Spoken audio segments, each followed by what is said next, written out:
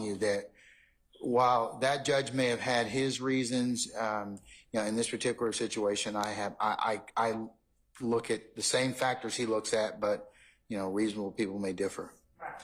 And Your Honor, the court is exactly right when the court states that I think when Mr. Kendrick, if you watch that video, Mr. Kendrick is getting more and more wound up. I noticed that. I noticed that. Interrogation, and he's done. He's had it with a lot of them.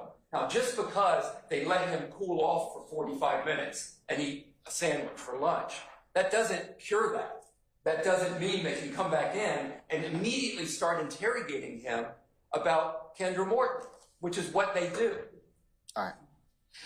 Folks, here's what I'm going to do. I'm going to take, I've got something I have to take up now, unrelated to y'all's matter. Let's just take something. I believe lunch may be here. Is that, all right. I'm going to go ahead and let you all eat lunch as our jurors will be back shortly. So let's go ahead and come back for 1 o'clock, and I'll see if I can make a decision. I got to take up a couple other things with you as well, and account for our jurors. Okay, and we also, Your Honor, have, of course, to take the floor. The state would like to play the remaining portions of the video that we. I don't need them. I don't need them. I really don't. I think this is the crux issue that you've all have identified for me. I really don't need the rest of. I'll admit states 1, Kendrick motion 1, and states 2 for the video statements, but this would be whether or not it's an equivocation. I'll accept what you told me, Ms. Love, about the other circumstances involving this particular statement. But And Your Honor, as Mr. Weinstein just said that he was done and all of that, I think it's important that the court see his demeanor and the context of the conversations that took place prior to Detective Golphin, and that doesn't make it. It doesn't. Once you're trying to parse this out, Ms. Love, and you're doing your job. But here's the problem: an equivocal statement stops interrogation.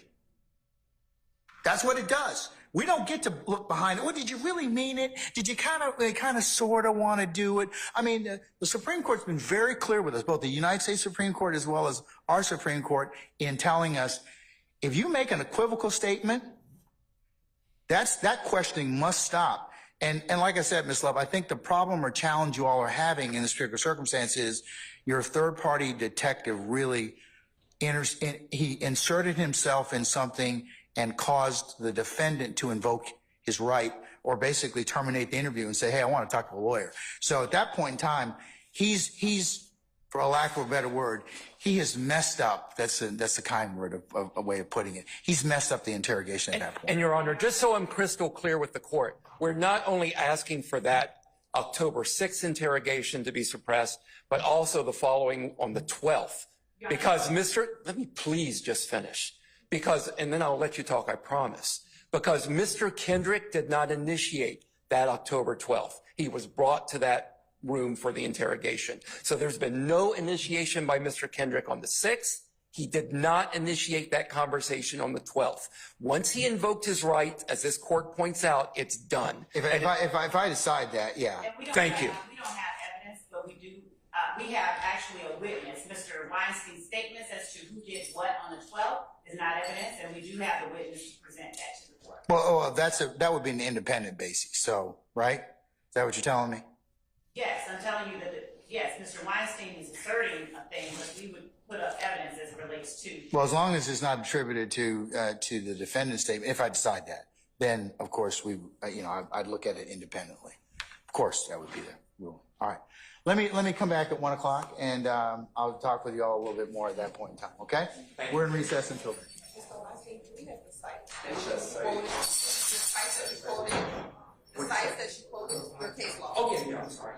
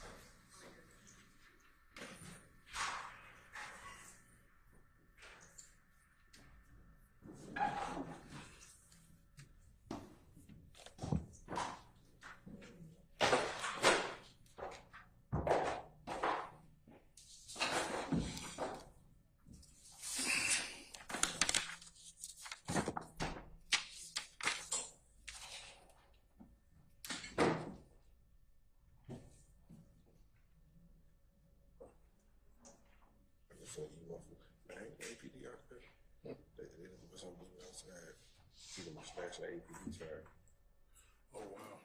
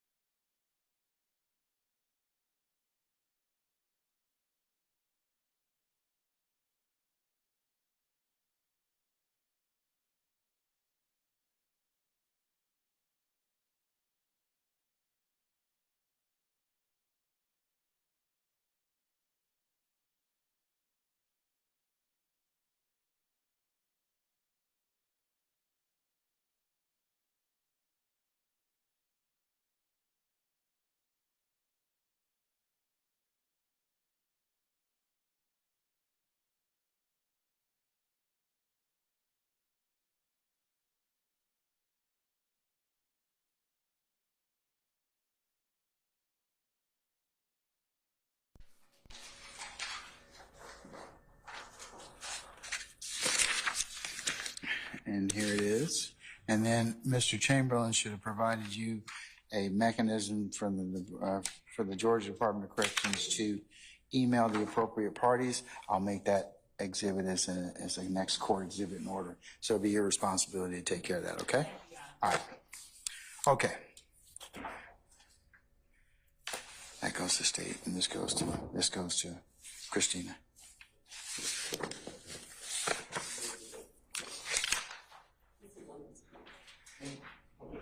Yeah, that goes, the instruction sheet goes to Christine. So that's the next court exhibit.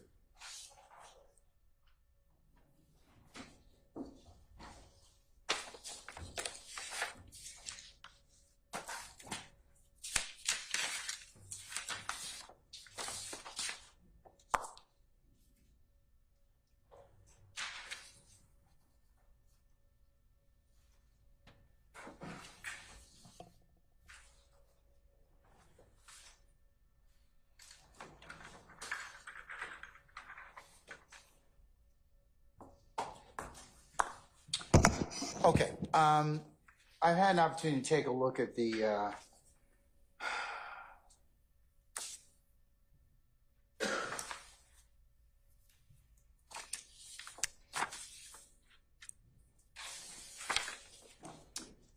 and consider the motion to suppress statements of defendant DeMontre Kendrick, and also to take a look at the state's response in respect to those particular assertions in terms of the for a Jackson Daniel hearing, which the court has to make those determinations of voluntariness thereof. I'm sorry. What was the last thing you heard, Christina? Application in terms of the Jackson Daniel hearing, which The court has to take into account to determine the voluntariness of statement. In such, I have considered as well, and will be admitted for purposes of the motion to suppress, Jackson Daniel hearing states 1 and 2, Mr. Kendrick's video statements. In particular, the court has viewed a portion of those particular statements relative to the periods of time at 2:16 p.m. continuing for approximately 3 minutes or thereabouts. Also from 2:56 p.m. continuing to about 2 or 3 minutes. And the court specifically has heard in the first video at 2:16 or thereabouts, near the end of that colloquy with the detectives, I need to talk to my lawyer. I don't want to talk no more. And at the second video,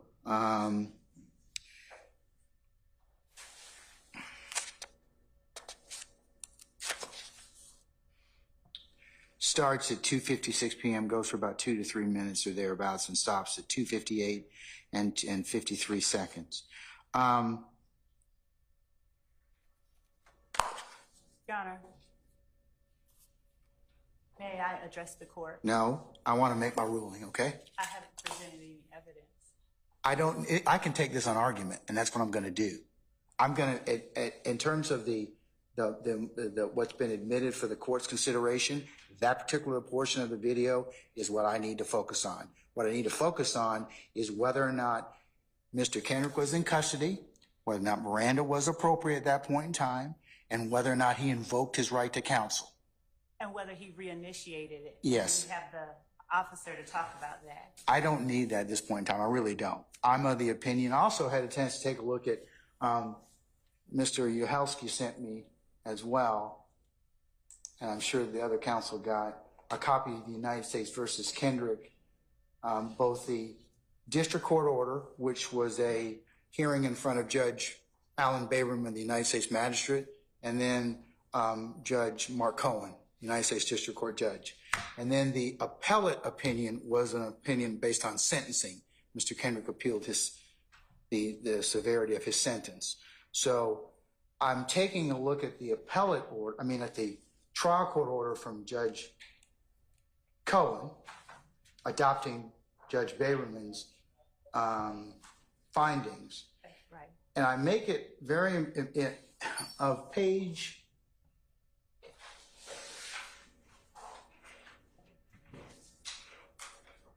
2.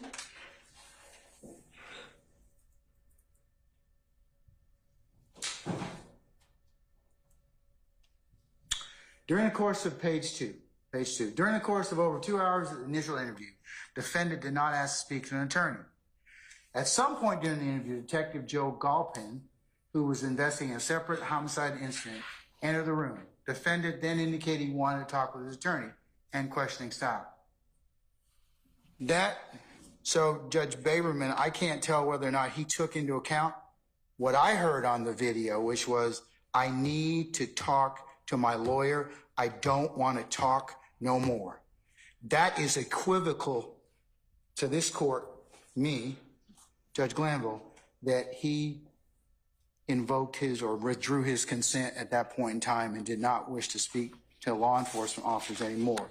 I understand the state's argument about parsing it out, asking for clarification, but I think that once he's, with the appellate, case law that I've looked at, in Paul Doe and others, he has invoked his right at that point in time, and it's this court's opinion that anything thereafter would be inadmissible. Your Honor, the court also found that he reinitiated, and that was what. But that's their issue. That's not my issue. Your Honor, I'm not. Okay, and to your point earlier, Judge Cohen and Judge Baberman, I can't tell whether or not they listened to what I heard, but you're only as good as the information that you're given.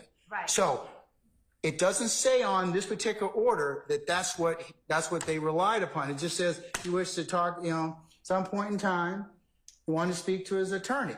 Now, I'm of the opinion, this court's of the opinion that questioning needs to stop. He's unequivocally revoked.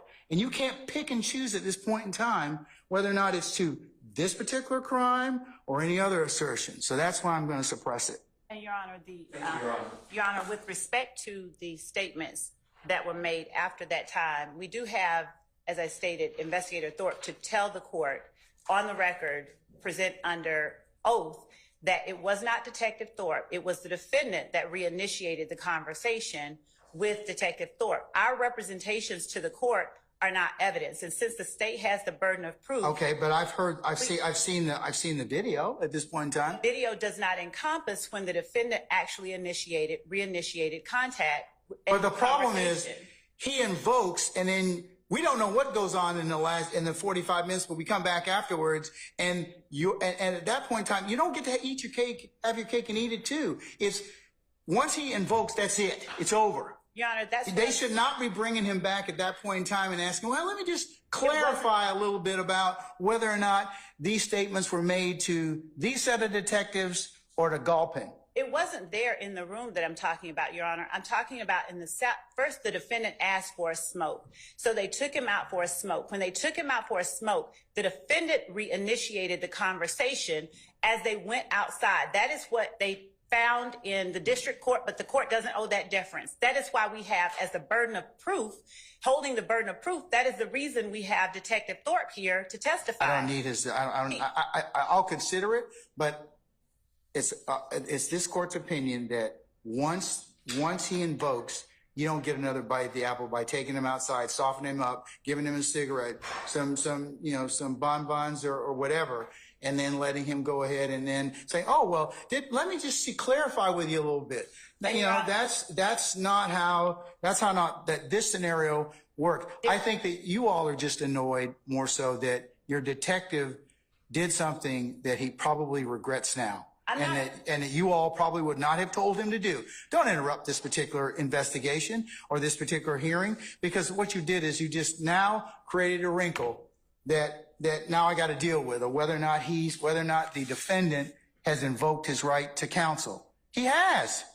And Your Honor, I'm not annoyed, Your Honor. I just have, with the burden of proof, we have a person who can speak to the issue rather than having us, sort of speculate as to what happened, because it's not, as the court at this time has indicated that it sees, which is that we softened him up with things. That's my ruling. And prepare an order suitable in my directives, Mr. Yes, Your Honor. Thank you. Mr. Your Honor, we have not presented any evidence regarding what happened in the Sally court. Would the court permit the state to present evidence of what happened when they went upon the defendant's request to get a cigarette? Ms. Love, I'm of the opinion it's not going to change my mind at this point in time, in terms of, because he's invoked, anything after that would be improper. It really would be, because it'd be one thing if he said, well, maybe should I get a lawyer? Maybe should I do whatever this, or, kind of vacillate. but he's pretty significant in the sense of, I need to talk to my lawyer. I don't want to talk to no one. And Your Honor, our case law shows that even when that happens, when the defendant reinitiates the conversation and communication, that the court has found that those statements made after the defendant reinitiates conversation, as unequivocal as his initial assertion was, when the defendant reinitiates the conversation, the statements that he makes are not to be suppressed. And in this case, the defendant reinitiated the conversation, not the officers. And Your Honor, we've provided to the court, and we have proof. We have actual testimony, given that we do have the burden of proof. Your Honor, Munn versus the state, 313, Georgia 716, says that the court must consider the totality of the circumstances and determine the admissibility of the evidence of the statement under the preponderance of the evidence standard. And Your Honor, given the fact that we have a witness here to testify, the court doesn't have to take my word for it or Mr. Weinstein's word for it. We have the person who was there. The court gets to gauge Detective Thorpe's credibility, and the court then has substantive information and evidence upon which to base a ruling under the actual totality of the circumstances. Right now, we have a clip. When I asked Mr. Weinstein to play for the court the portion to which he objected, that wasn't the state conceding that we weren't going to put up evidence, Your Honor. I was trying for the sake of brevity to have him point out the part that he objected to, but then that left us without the ability to present anything. And we weren't stopping there. We were just showing to the court where he was arguing, the points that he made to us that he wanted to contest. So we would like to present actual evidence to show under a totality of the circumstances. I got the evidence. It's been admitted. The two videotapes are sufficient for the court's analysis at this point in time. Sir, That's your ruling. Thank you. I have nothing to add, Your Honor. All right. And Your Honor, what happened with the Sally Port, the conversation being reinitiated by the defendant, that actually happened, and we have the proof here to show it to the court. Well, based upon what you've argued so far, in this particular circumstance, this court's of the opinion that it's like this. Once you initiate your right, or you revoke your right to be examined and have counsel and to have counsel present at that point in time, the courts are very, let's just say, cautious about reinitiation at that point in time. And you all presented to me what was the salient point of this particular issue is. So if I believe at this point in time that he's invoked unequivocally his right to counsel at this point in time, the questioning is supposed to stop. You're not supposed to go out and get cigarettes and do everything else. It's supposed to stop. I mean, that's this court's opinion. So, and that's my ruling. And Your Honor, the thing is that, Your Honor, we did not. You're arguing with me now, Ms. Love. So can we stop at this point in time? Your Honor. If you have other evidence independent of this, I'll consider it at the appropriate time. And we do, and that is what I was asking. So if the court will permit me to actually introduce the evidence that we have, as the court in State versus Paldo 309 Georgia 130, where it says a suspect who asks for a lawyer at any time during a custodial interrogation may not be subjected to further questioning until the suspect reinitiates the conversation. And in that, they are citing Dozier versus the State 306 Georgia at 35. Your Honor, Edwards versus Arizona.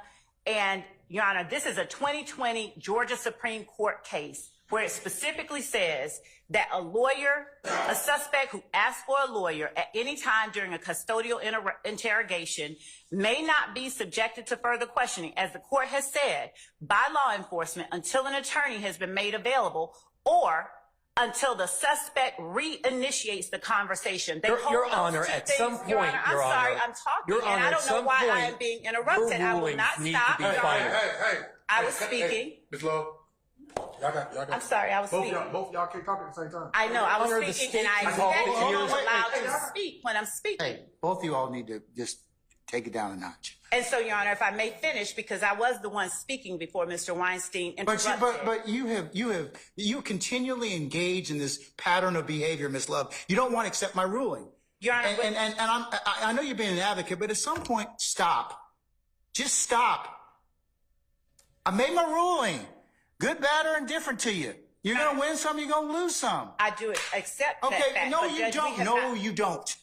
Your Honor, we have just not been able to present the evidence. That No, the- you don't. I state get it. has to I present. get it. And if you have an independent basis to introduce statements that may not, or that may be not subject to the fruit of the poisonous tree, or any other thing, or any other issue related to evidence that may have flown out of this particular interview, then I'll hear it at that point in time. When the court says independent basis, does the court mean outside of that video? Because we do have that. Yeah, if it's not tied to the statement, of course you can introduce it.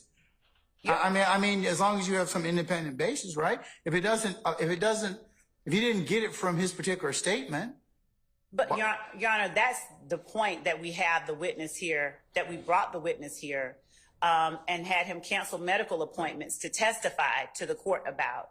We brought the witness here. I made a ruling. That has nothing to do with it. That's a red herring and you know it. No, Your Honor, I was saying that we were ready to present evidence and the court is not allowing us to present the evidence. That's all that I'm saying.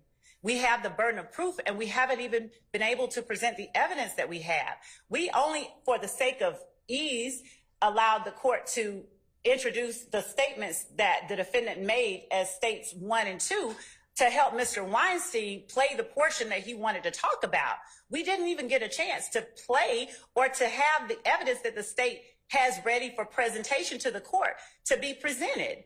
We should be entitled to present the evidence so that the court actually has the circumstances and does not have speculation or conjecture as to what happened when the Georgia Supreme Court has clearly said, just as clearly as an attorney being present is required before you consider the statement once he's invoked, the court has as clearly said, if he reinitiates, then that statement can be considered. It does not use them like maybe. It says, if this or that, then the statement can be considered, unless it should be suppressed for another reason. And that case, Paul Doe, is as recent as 4 years ago. And I'm not just doing this for the sake of engaging in a pattern of behavior, Your Honor. I am standing here emphatically asking that the court allow the state to present its evidence so that the court can make a ruling based on the evidence and not on the assertion by one party or the other as to what should or could be done. We have evidence that I believe that the state is entitled to present and the court is entitled to hear in the form of testimony. And I understand that Mr. Weinstein wants us to hurry it along and not hear Detective Thorpe because that might be an adverse position or evidence to his client's position. But we are simply asking that the court allow us the opportunity to present the evidence and to not hold it against the state that I am asking this, that the court allow us to present evidence that this statement was made voluntarily and that the fact that he ceased it but then reinitiated it is something that the court should consider. And Your Honor, I don't like drawing the court's ire. It's, quite disturbing. But I cannot in good faith not present evidence when we have a whole burden of proof to show the court that it was made freely and voluntarily. And when the evidence that we have is sitting right outside the courtroom. And the court's whole purpose for having these hearings is to determine the truth and to decide what is fair. And without hearing from Detective Thorpe, I don't know how the court can discern what the truth of the matter is. Hearing only a portion of a recording and not hearing from the people who were actually standing there talking to and listening to the defendant. Unless without hearing Detective Thorpe, the court is making a credibility judgment before even hearing what he has to say. May I please speak? Please, may I please speak? Okay. And Your Honor, Are you finished, madam? I was not, Your Honor. I was not. Your Honor, Hold up. You got 30 more seconds. Wrap it up. And Your Honor, I'd ask again the court for the opportunities for the state to be able to present evidence so that the state can meet its burden and not have the court make any kind of ruling based on really partial pieces when the court does not have a totality of the circumstances as a part of the record for the court to consider. So I would ask the court in earnest to allow us to at least present the testimony of Detective Thorpe, if not today. I don't mind doing it. I said in my email to the court and to counsel that we can do this closer in time because he does have or did have that appointment closer in time to when this matter will be right. But Your Honor, I implore the court to allow us to actually present the evidence that we have to present. I appreciate Your Honor giving me the moment to speak. Thank you. Your Honor, I apologize for interrupting the state earlier, but the state can talk the ears off a donkey. This continued filibustering has got to stop so that opposing counsel can speak. Your rulings at some point have got to be final, Your Honor. Whether you hear from Detective Thorpe or not is irrelevant. He requested his lawyer. He invoked his right to not speak anymore. And I don't care what schmoozing Detective Thorpe did out at the Sally Port, taking my client off camera. I don't know what went on down there. I don't know what self-serving, well, I have some idea. I don't know what self-serving statement Detective Thorpe could possibly give to this court that would cause the court to change their order. This continued going back whenever the state loses in this case has got to stop at some point, Your Honor. Thank you.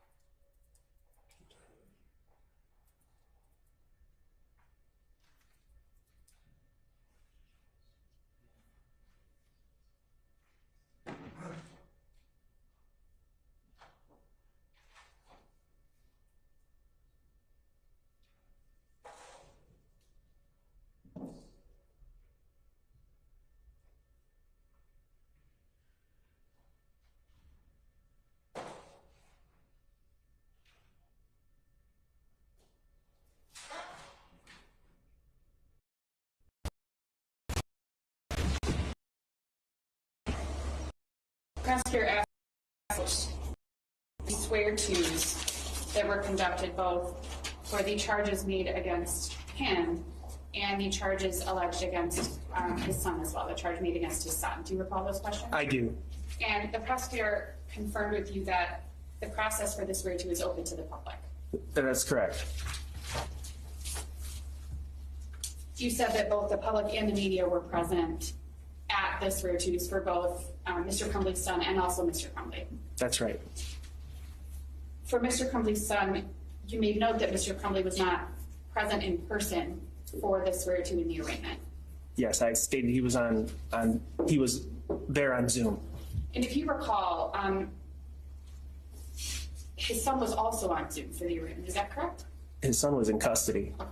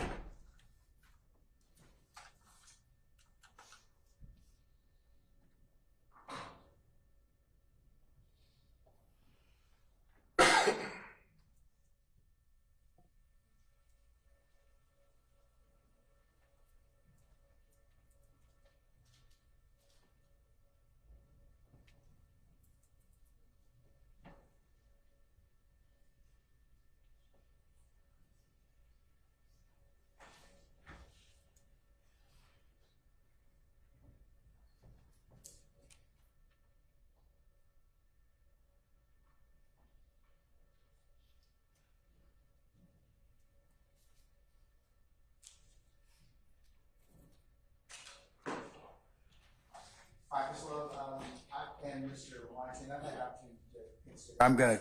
I'm gonna leave my original ruling as is, okay? So, Mr. Weinstein, if you prepare a suitable order for my analysis, okay? Send that to Ms. Love and her colleagues, okay? All right. Your Honor, we also have a matter of the issue that we addressed at the bench prior to leaving court the last time, the assumption of facts that had not been presented. Yeah, in fact, thank you for reminding me of that. I was gonna ask you all, had you had an opportunity to determine whether or not Mr. Bean, in fact, was in custody, was he in custody or was he at some point in time at the hospital? So, Your Honor, there are two things. One, Mr. Bean, I did determine where Mr. Bean was, and I also determined that there were no statements that were made by Mr. Bean. So, Mr. Bean. Okay, so let me ask the question directly. Was Mr. Bean ever at Grady Hospital? Yes, he was at Grady Hospital. He was held in Grady detention by 2 officers after he was arrested by Officer Faust on the 2012 warrants. So he was arrested for a different incident that had nothing to do with this incident, and he was kept for that purpose. No one talked to him, no one interviewed him, no one interacted with him about this case and the facts of the 2013 incident at all. There's none of that. Mr. Steele told the court that he had a good faith basis for asking the questions that he did, when in fact, the questions that he asked assumed and in fact put in the jury's mind that there was evidence that does not exist. So at this point, the jury will be looking for a statement from the hospital when there was not one made. No one questioned Mr. Bean at the hospital about this incident. So then how was he at Grady medical detention? Was that a different incident or was he actually at Grady? He went to Grady detention.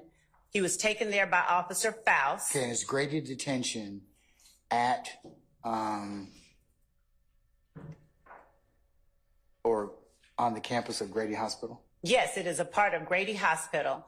And what Mr. Steele represented to the court was that Detective Velazquez testified that. Hold on one sec, please.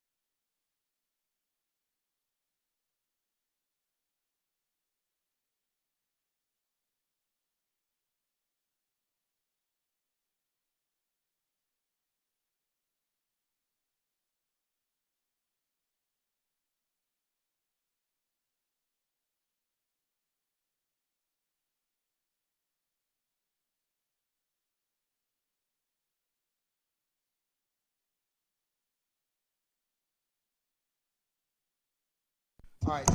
So we were talking about Mr. Bean, and there's a detention facility that's actually at Grady Hospital, correct? There he is. All right. Is that what Mr. Steele was referring to, or could it be that he's referring to that? Your Honor, this is the issue that I have with what Mr. Steele is doing, and this is what 24-1-103 prohibits. Specifically, 24-1-103, as the court is aware, states that jury proceedings shall be conducted to the extent practicable so as to present inadmissible evidence from being suggested to the jury by any means, including but not limited to making statements or offers of proof or asking questions in the hearing of the jury.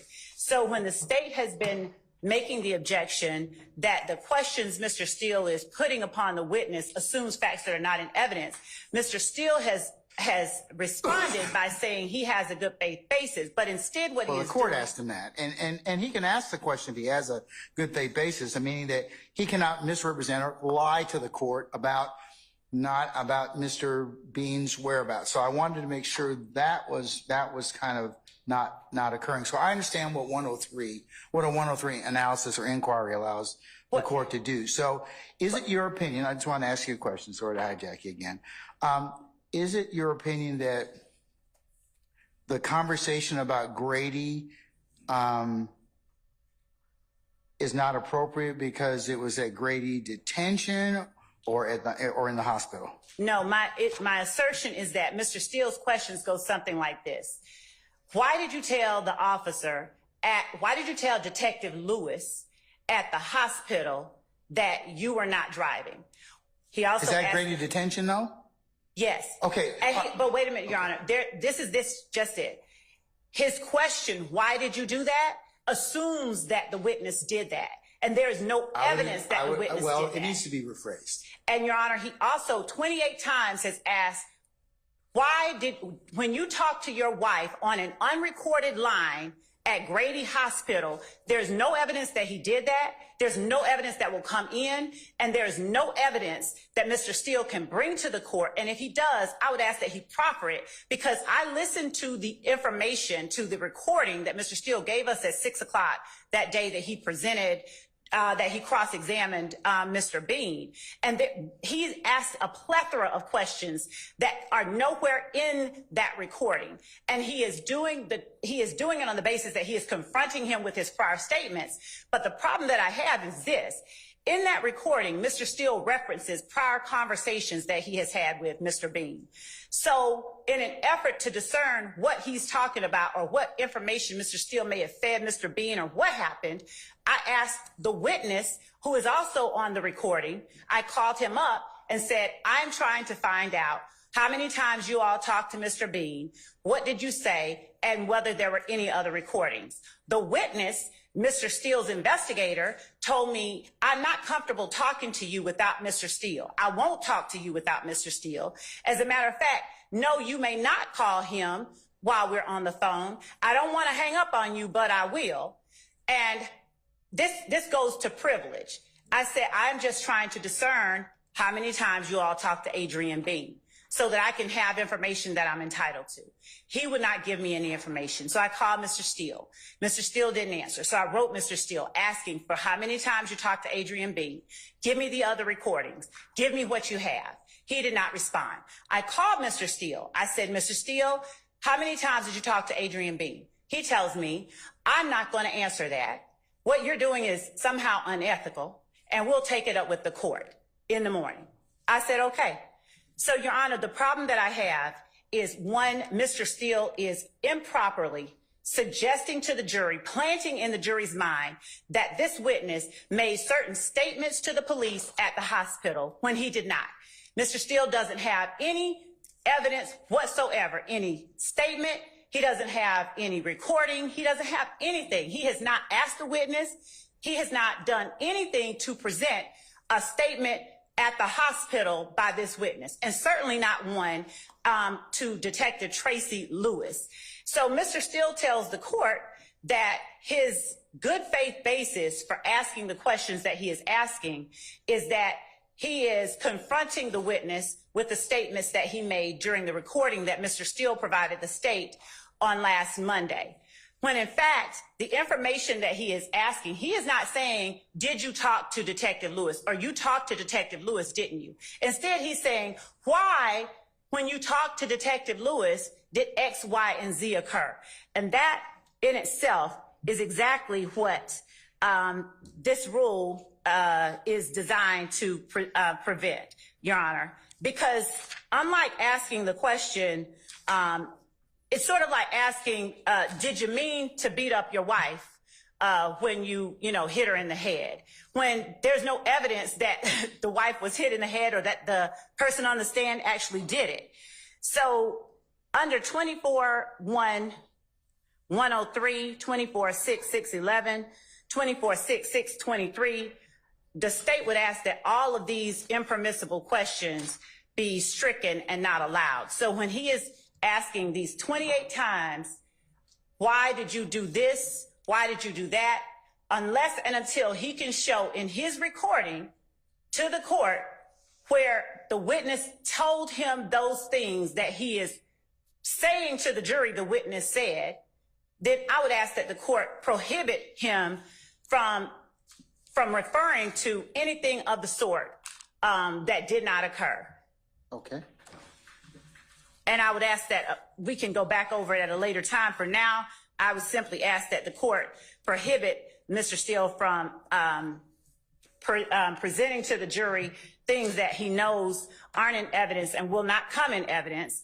And I would ask that the court require Mr. Steele to turn over to the state if he has some more recordings, or at least tell the court and the state how many times he's talked to the witness, because in a state where we are not only providing to defense counsel unwritten statements that we have or unwritten conversations, we're providing them summaries of conversations. We're turning over at the court's direction information that they normally would not be entitled to. At the very least, if they talked to Adrian Bean a number of times, and to be clear, what Adrian Bean did in the interview with Mr. Steele, in my opinion, Mr. Steele's suggestion is recant and say things wholly favorable to Jeffrey Williams. And Mr. Steele, I guess, doesn't want it to look like he is, Mr. Bean is trying to favor his client. But I ask that the court listen to that 10-minute conversation that Mr. Steele had with Mr. Bean, and then the court will understand why the state is objecting to Mr. Steele's questions. Why did you do this when you gave your statement to the police at the hospital? He knows that Mr. Bean said in his interview with Detective Quinn, when I talked to the first guy, I said X. That was on scene.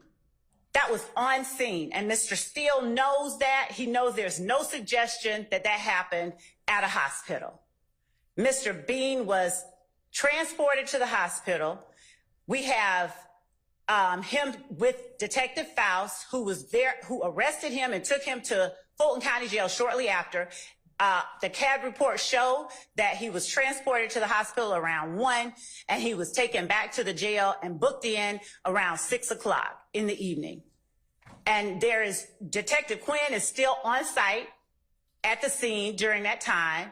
Detective Lewis, during that time, has gone and spoken only to, I believe it was, to Walter Murphy, only to Walter Murphy. She documented it. She documented what Walter Murphy said. Detective Calhoun went and spoke with Frederick Prothro, documented it, documented what he said. So nobody had a conversation with Mr. Bean at Grady? Correct. And if Mr. Steele wants to say that he did, it is his burden once the state has asked the court to determine that so that we can get this issue resolved. He has to show where this statement is. And to sit there and ask for something from the state that he knows there's no record it even exists is disingenuous at the least. Right. So I'm asking that the court disallow these questions that begin with, did you know that? Why, when you talked to so-and-so at the hospital, did you do this? Why did you, when you talked to your wife on an unrecorded line at the hospital, there's no such evidence, nothing like that. that even exists. It's fabricated evidence. He is trying to fabricate evidence to confuse and mislead the jury so that when the jury hears his question, they already have in his mind, oh, there's an interview at the hospital. Where is it? Why haven't we presented it? Why didn't the state present it? I have no doubt at the end they come up with this. The state didn't show you the interview at the hospital when one doesn't exist.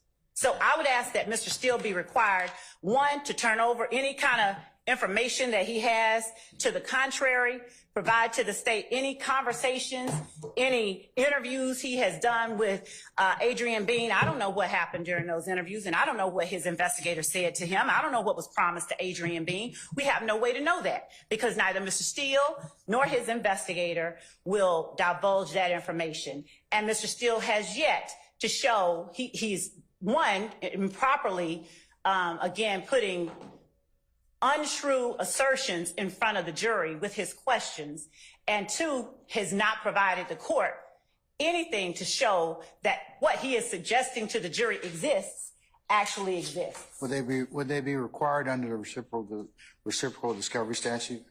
Well, in order to impeach a witness with an inconsistent statement, the party that is using the statement has the obligation to afford the attorney, the other side, to the opportunity to question the witness on those statements. So, yes, we are supposed to have those statements, and we don't have them.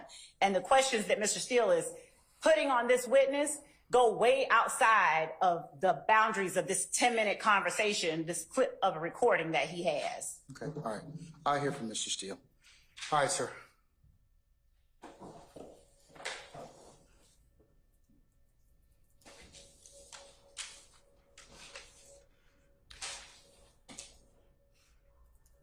Good afternoon, Your Honor. Good afternoon, sir. Good afternoon, everyone. Can I ask you the $64,000 question, Mr. Steele, to begin with? Sure. Is there an interview of Mr. Bean at the hospital or Grady detention facility? Yes, that's what he told Okay, us. can I see it? That's what I've been asking for. No. Do you have it? That's what Do you have one? No, I've been asking for Well, okay. Here's our challenge.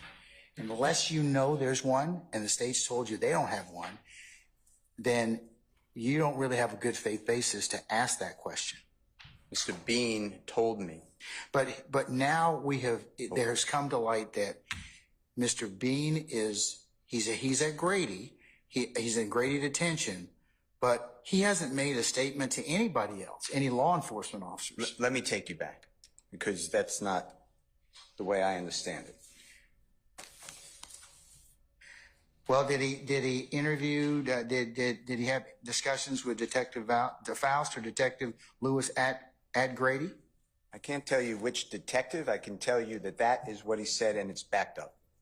By whom? I'm going to show you, if I may. Your Honor, when we play the recording, it takes 10 minutes. Of Mr. Steele's investigator? Yes. Sure, we can hear, but let me hear from Mr. Steele first.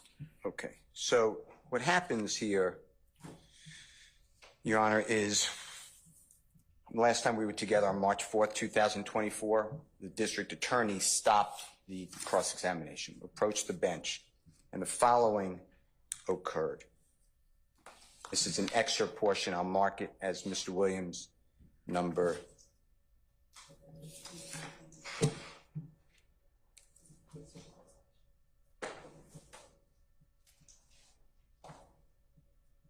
First name is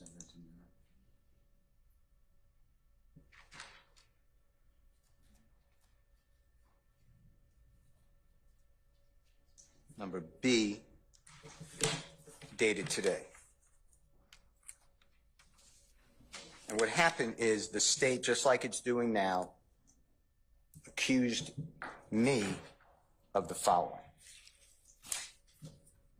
And this is just the context, and then it will get into exactly what you're asking. It's on page 2, Your Honor. District Attorney Love stated, starting at line 13, that I told the witness what to say, that Mr. Bean was never taken to Grady Hospital.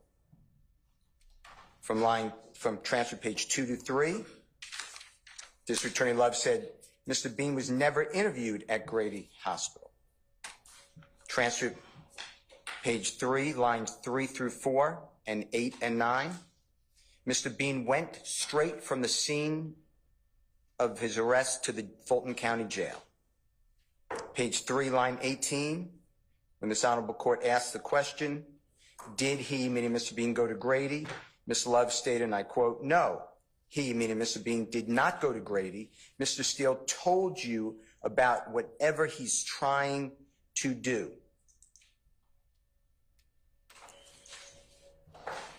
You asked me, did he go to Grady? I said, that's what he's saying, or some hospital? Yes. Page 3, line 18. 20 to 22. On page 4 through 5 of the same transcript, I asked. I have the transcript. Okay. I asked in lines, it's transcript 4 through 5. I asked for Mr. Bean's statements to police. And he said, this way I understand it, is Jeffrey Williams was not in the vehicle, or he didn't mention him in the vehicle. He put 3 people in the vehicle, and he lied about who was the driver of the vehicle. And I said, it's Brady evidence, I'm entitled to it. Transcript page 5, lines 20. Starting in line 20 through transcript page 6. District Attorney Love answered your question. Nothing shows that Mr. Bean went to the hospital. District Attorney Love on transcript page 5, line 24 through 25. Mr. Steele is misrepresenting that to the court, meaning that he was taken to the hospital. Transcript page 6, lines 1 through 5. District Attorney Love states Mr. Bean went straight to jail and that the district attorney has the documentation, the printout. I asked to see it. I was never shown it because I didn't believe it to be true. And I'm going to tell you why I believed it wasn't true. To answer your question fully. Transcript line 7, page 4 through 5. I have no good faith basis to ask this question. Ask this question is my words. Transcript page 7, lines 6 through 9. District Attorney Love said that I have nothing of either Detective Quinn saying on recording, hey, he went to the hospital.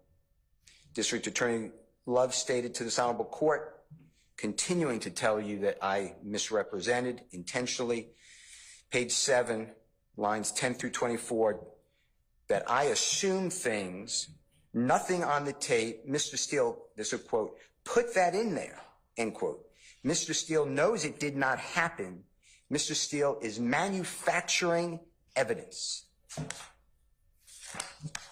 On page 10, you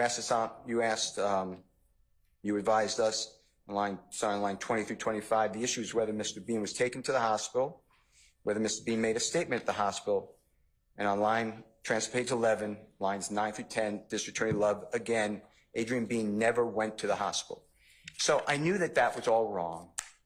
But, you know, when a lawyer says something like that, maybe my information is wrong. I'd like to see the documentation. I don't get anything. So, Your Honor, and it's in evidence. If it's not, I'd like to put it in evidence.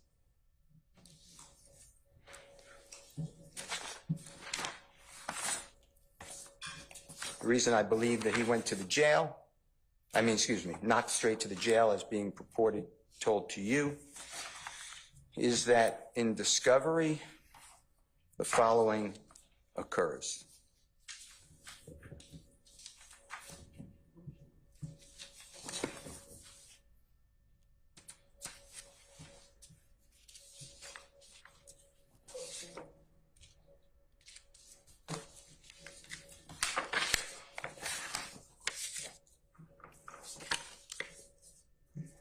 And I'll mark this as Mr. Williams' exhibit number 202 with the court's permission. It can be played for the court. This is the file. It was given in discovery by the state of Georgia to Mr. Williams and all.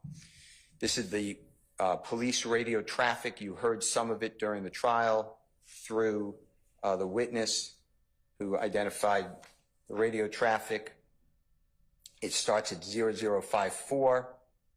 This is Z radio, 1231 hours through 1300 hours, so 1231 through 1 o'clock.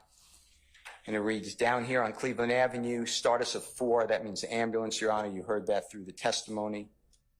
For a 34-year-old black male with injuries to his shoulders, head, and to his back. If you remember, Mr. Bean was born 6/22/1979. That would make him 34 years old on September 11th, 2013. It says, OK, Cleveland Avenue, Old Hapeville, 122, Cleveland, and that ends at 112. At 1300, Major, where do you want me to bring the bus, meaning the ambulance? Oh, come up here to Cleveland and Old Hapeville, take a right, I'm standing here, I'll direct you in. That's at 1314. At 1602, 2308, I'm still at Cleveland Avenue, Old Hapeville. I got a perp in the backseat of my car. That's at 1607 it ends. At 2808, 2308, I'm right in the parking lot. Tell him to come down Cleveland Avenue. I'll get him. I'm in the parking lot of the Coin Laundry. All right. Trying to get Grady to find you. Right. Then it says unintelligible for my notes. I'll get out of the car and flag him down. That's at 2028. Then at Mr. Williams, I'll mark it exhibit number 203, Your Honor, for purposes of this, or I'll play it for the jury. File Z radio, it's 1301 hours through 1330. So that's 1:01 in the afternoon to 1:30 in the afternoon. Same date, September 11, 2013, 1842 on the recording. 13 radio, following Grady Unit 320 down to Grady Hospital, 1848. At 2736, are you en route with another victim? We en route with another suspect. The other suspect, okay, I copy that. He's 1050. Also, 1050 is a shot. Says, I don't think so. He's going to be in custody. He's in 83. 83 means another warrant. Mr. Bean at that time had a warrant for the year before for shooting 2 people. You heard that impeachment. He pled guilty to that. He received before the Honorable Judge Downs 15 to do 3. Okay, so why not bring him to Grady? Excuse me. So why not, bring him to Grady? Isn't he injured from the crash? He's probably going to be injured, Sarge. That's why they've taken him to Grady detention, so probably be injured. Okay, copy that. He was the guy that was hit by the car, question mark. I don't know which one the guy he is. This is the one that AC, meaning you heard from AC Booker Higgins, officer, and them got over at the Barber Institute. That is Mr. Bean, in fact. Yeah, that's affirmed at 2836. Then I'll mark it Mr. Williams, Exhibit 204. It's file Z radio. It's 1331 through 1400 hours, so it's now 1:30 to 2 o'clock. 2820, raise 2013 and have them go over. We got the 83, that's Mr. Bean, down here at Grady, and that's at 2827. So I knew he was at Grady when Miss Love was making these representations that I'm misrepresenting. But, you know, I don't find lawyers to do that. Then, Your Honor, there is a recording, and it's at 1949. We can play it for you. It's Detective Quinn and Mr. Bean. So it's 6 days later. So it's now the 17th of September, 2013. And Mr. Bean is being recorded the whole time by Detective Quinn. And Detective Quinn states as follows.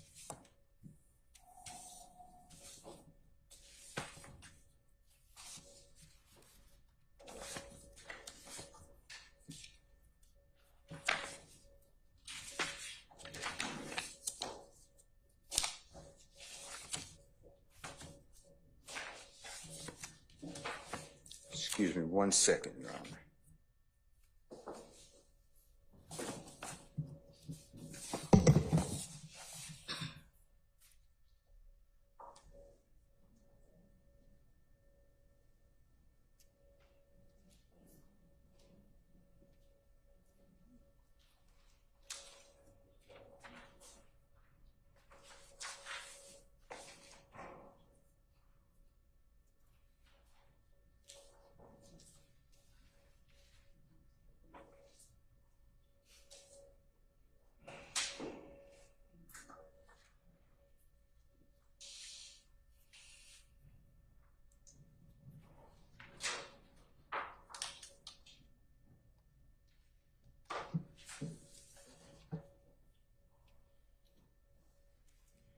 At 44:56, actually. And what, sir? This is September 17, 2013, recorded interrogation, Detective David Quinn, now retired, with Mr. Bean, and I'll play it for you if you'd like, but Adrian Bean states as follows: "Yes, sir, I lied to the detectives when they first came and talked to me, and I told them that's probably the lies that you're talking about." Detective Quinn then said, "Okay, what did you tell them?" Adrian Bean: "I told them Big Fred was driving." So we're sitting here. I have zero information on when Mr. Bean spoke with detectives. But I do know this. Mr. Bean told me that he spoke to detectives at the hospital. Detective Calhoun testified before the court, went down to the hospital, spoke with, it's on recording, Fred Prethrow. Fred Prethrow was asked, what happened? Who was in the car? Fred Prethrow said, DK, Adrian Bean, and me. 3 occupants. It's on recording. Detective Lewis goes and speaks with DK, who is known as Mr. Walter Murphy. I have no recording. I have No recording of whom? Detective Lewis at the hospital, Grady Hospital, September 11, 2013, meets with Walter Murphy. And Your Honor, as my eyes roll out of my head, I'm about to show you why I do not believe the City of Atlanta Police Department at all. This is served in discovery. I will mark it Mr. Williams C and D, and then you tell me if I'm supposed to believe the allegations from the state of Georgia. And Your Honor, while Mr. Steele is pulling that up, I am reiterating that his failure to believe or not believe is not a good faith basis for asserting facts that are not in evidence. Well, let him finish, and I can kind of have another conversation with y'all about it, okay?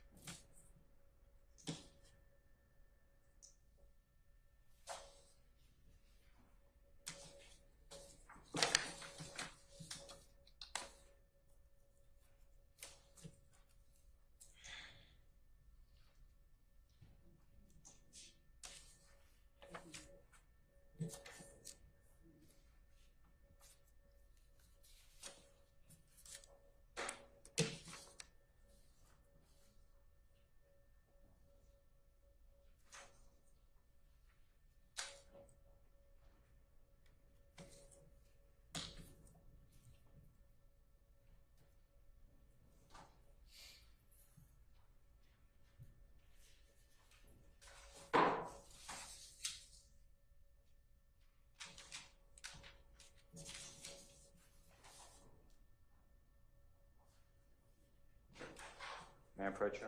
You may, sir.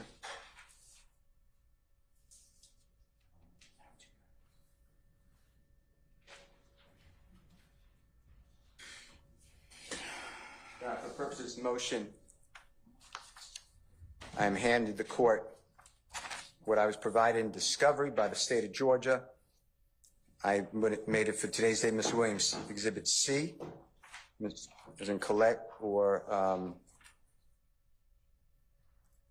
Charlie, and D as in Delta. And if you will see and take note, on the top, it's the City of Atlanta Department Supplemental Incident Report, narrative only, page 1 of 1 on both C and D. Your Honor, the incident report is exactly the same, 13-254-1308. The complaint name in both are left out. The date of the report is the same, 9/17/13. It says reserved, and nothing's in there. It then has a narrative section with an affidavit Your Honor, the first paragraph has Detective Lewis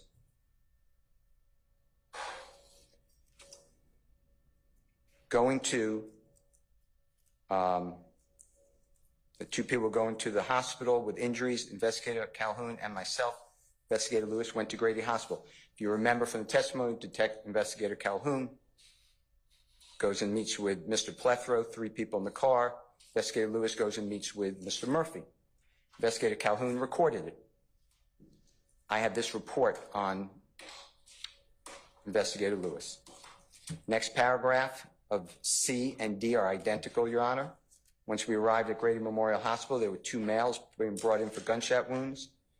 I was advised by the Grady medical personnel were not life-threatening. We could speak with them once they got stabilized. It's going to be identical. The next paragraph, Your Honor, the first 2 lines. The first line, I spoke with Walter Murphy in C, gives a date of birth, 8/9/91. He had sustained a gunshot wound to the left thigh. It's going to be identical. Then it starts, he advised that. In C as in Colette and Charlie. But in D, it says, he advised me during the. Then D is whited out. The entire part is now vacant. C goes on to say that, that the other 3 males, now there's 3 people in the car, one named Bean, drove to the laundromat on Cleveland Avenue to meet up with another male to sell an ounce of marijuana for $450, and it goes on. Your Honor, at the bottom of C, it is signed, same looking signature of Investigator Lewis, I presume, on 7, reporting officer's signature. It is also signed similar on D, Mr. Williams D. The APD number is written in on D, but it's typed in on C, and it's the same ID number, 3081. As far as Section 9, which is in the center on the bottom, it says sworn to and subscribed before me the 17th day of September 2013 in type on C. D, it's in writing. And then on the bottom, it says supervisor's signature, and a supervisor actually signed off on C, which is supposedly a complete report, as also D, which is clearly whited out. In addition to that, Your Honor, on both C and D, there is a statement at the very bottom before the signature, above the signature line, the undersigned being duly sworn upon his or her oath deposes and states that the foregoing is true, correct, complete, and legible to the best of his or her knowledge and belief. So when I sit here and I hear Ms. Love tell me how diabolical I am and how I don't have a recording or I don't have a statement or I don't have a note or a summary or a writing that Mr. Bean was interviewed at the jail, at the detention center after Ms. Love told this honorable court total misrepresentations. I don't know. I assume that she had a good faith belief because that's just what I do with lawyers.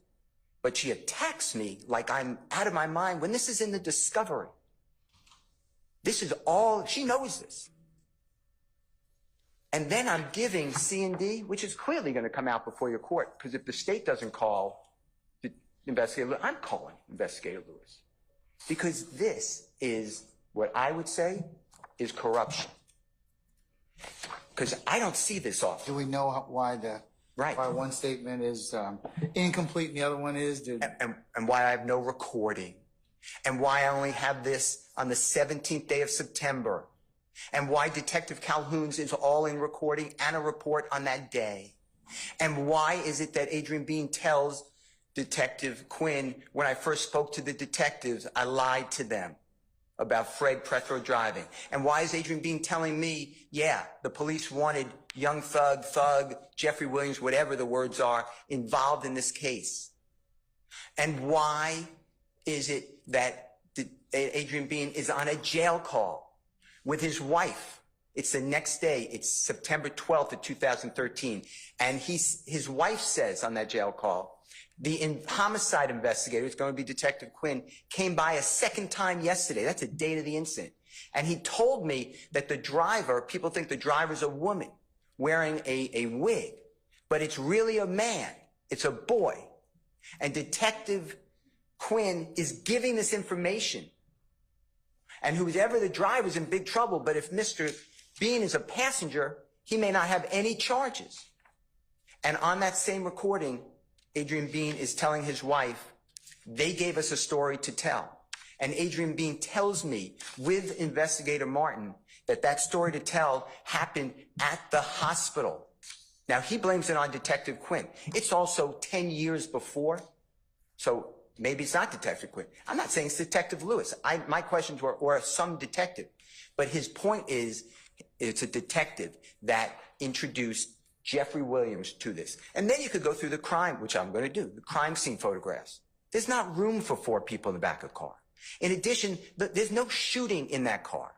Like the police did it and they cleared, and I'm not saying Robert Sinnell was not justified. I am not saying that. But Robert Sinnell discharges firearm multiple times and it crashes through the very rear window on the passenger side of that 2004 Nissan. Those bullets go somewhere. Mr. Murphy is shot twice, one in the lower ankle in his right leg and one in his left leg, upper thigh, which strikes an artery. That's why there's so much blood from him. Fred Plethro is shot through the headrest. Now just imagine a 6'3" young man sitting in the ways of those bullets. They can't get around him. There is no one else in the car. And the state is blaming me for this. This is outrageous. And I can ask every single question the way I ask it, and I ask it properly. And Adrian Bean, for all that he's worth, the jury makes a determination. And what Ms. Love is trying to do is obstruct the truth from coming out, because she knows all this. That's why last time I was a fibber for telling the court that he went to Grady Hospital. When she realizes it's patently true, now I'm a fibber because no one spoke with him, and I'm just supposed to believe that these officers took him down and they had him on wraps and no one spoke with Adrian Bean. I apologize to the court. That's also a jury. Juries make those determinations. In addition to that, this case should be dismissed. This is outrageous. I'm going to do that once I get it into evidence before the court, but I'll do it now since it came up and Ms. Love is attacking me. And this evidence is wrong. I also ask continuously for all these videos.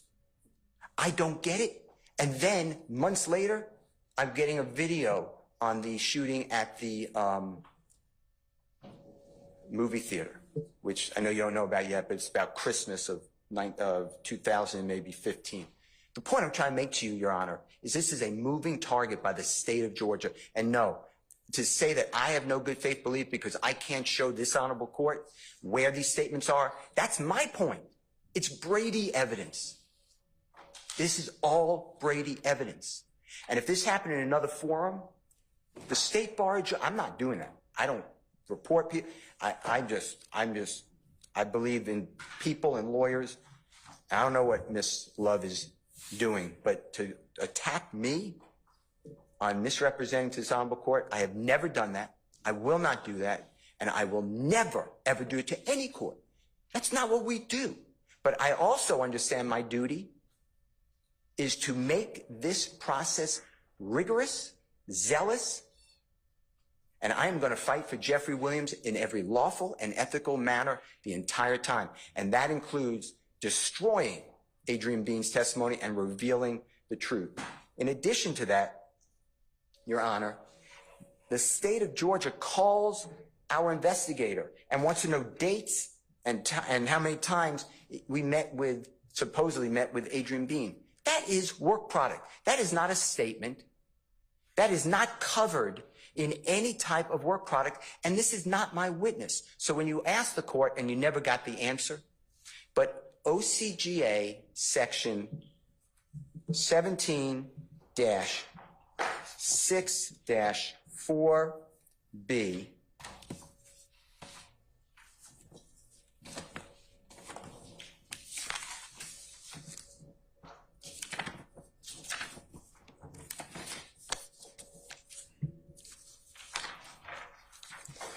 as in Barry, Bravo.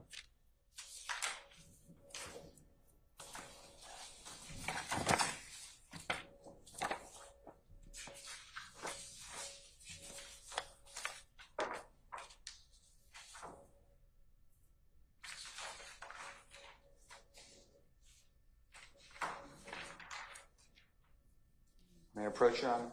You may, sir.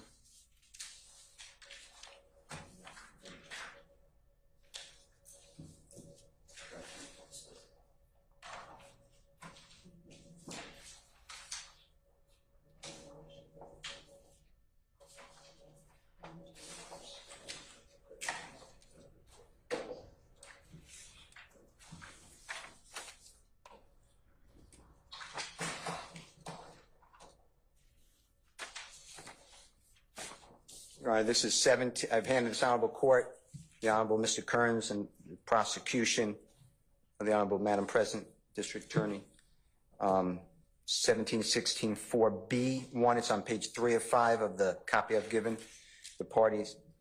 It states the reciprocal discovery, which Mr. Williams did opt into.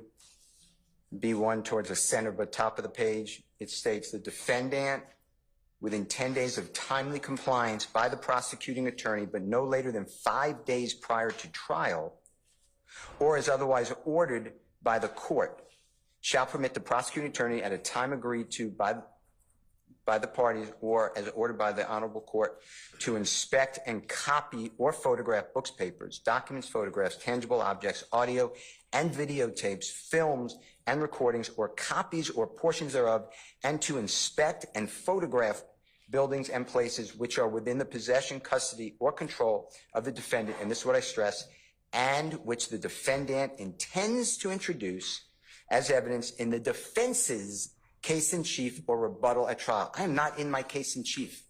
This is the state's case in chief. I'm on cross-examination.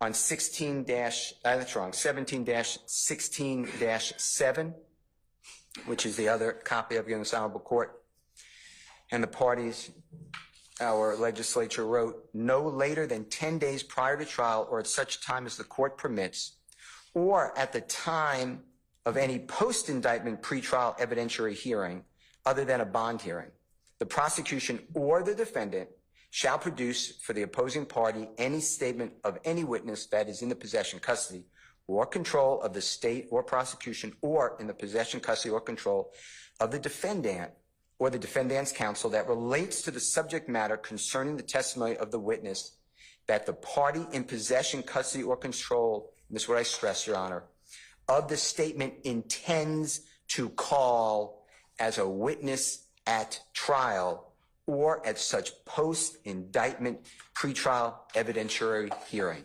I am not the person who intended to call as a witness at trial or any such post-indictment pretrial evidentiary hearing, Mr. Bean. The state called him. I don't have to, by law, give anything to the state that I did, and calling a person under the umbrella of the attorney-client privilege and asking to give over information is unethical. When Ms. Love asked me yesterday, I was very polite to her, but I told her I feel like I would be contributing to your unethical and unlawful conduct. I will not speak with you about this. In addition to that, Your Honor, you heard Detective Velasquez testify that he, at times, destroys recordings. I have never heard that before. You heard Detective, who was a female, Benton, say that that is a crime. You heard a witness, Mr.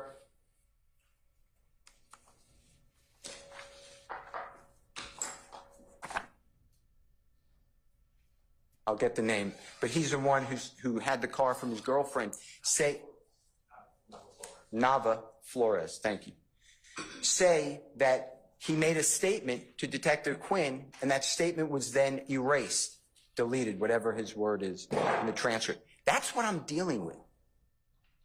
And this is all taken together. In addition, if you remember, Mr. Williams is stopped by a police officer, and he testified, I don't know where the video is. It should be there. I don't have the video from anything that is helpful to Mr. Williams. Things that would gotten. I don't have the video in this instant. You would know how many people, the jurors, not you, would know how many people get out of the car. There's a video recording right there. Of course, I don't get that. So my point to this court is for Miss Love to take me to task and say that I somehow did something untoward is beyond offensive, but I really don't care because it's, you know, I've always learned that you got to listen to who it's being given from. So I don't really care.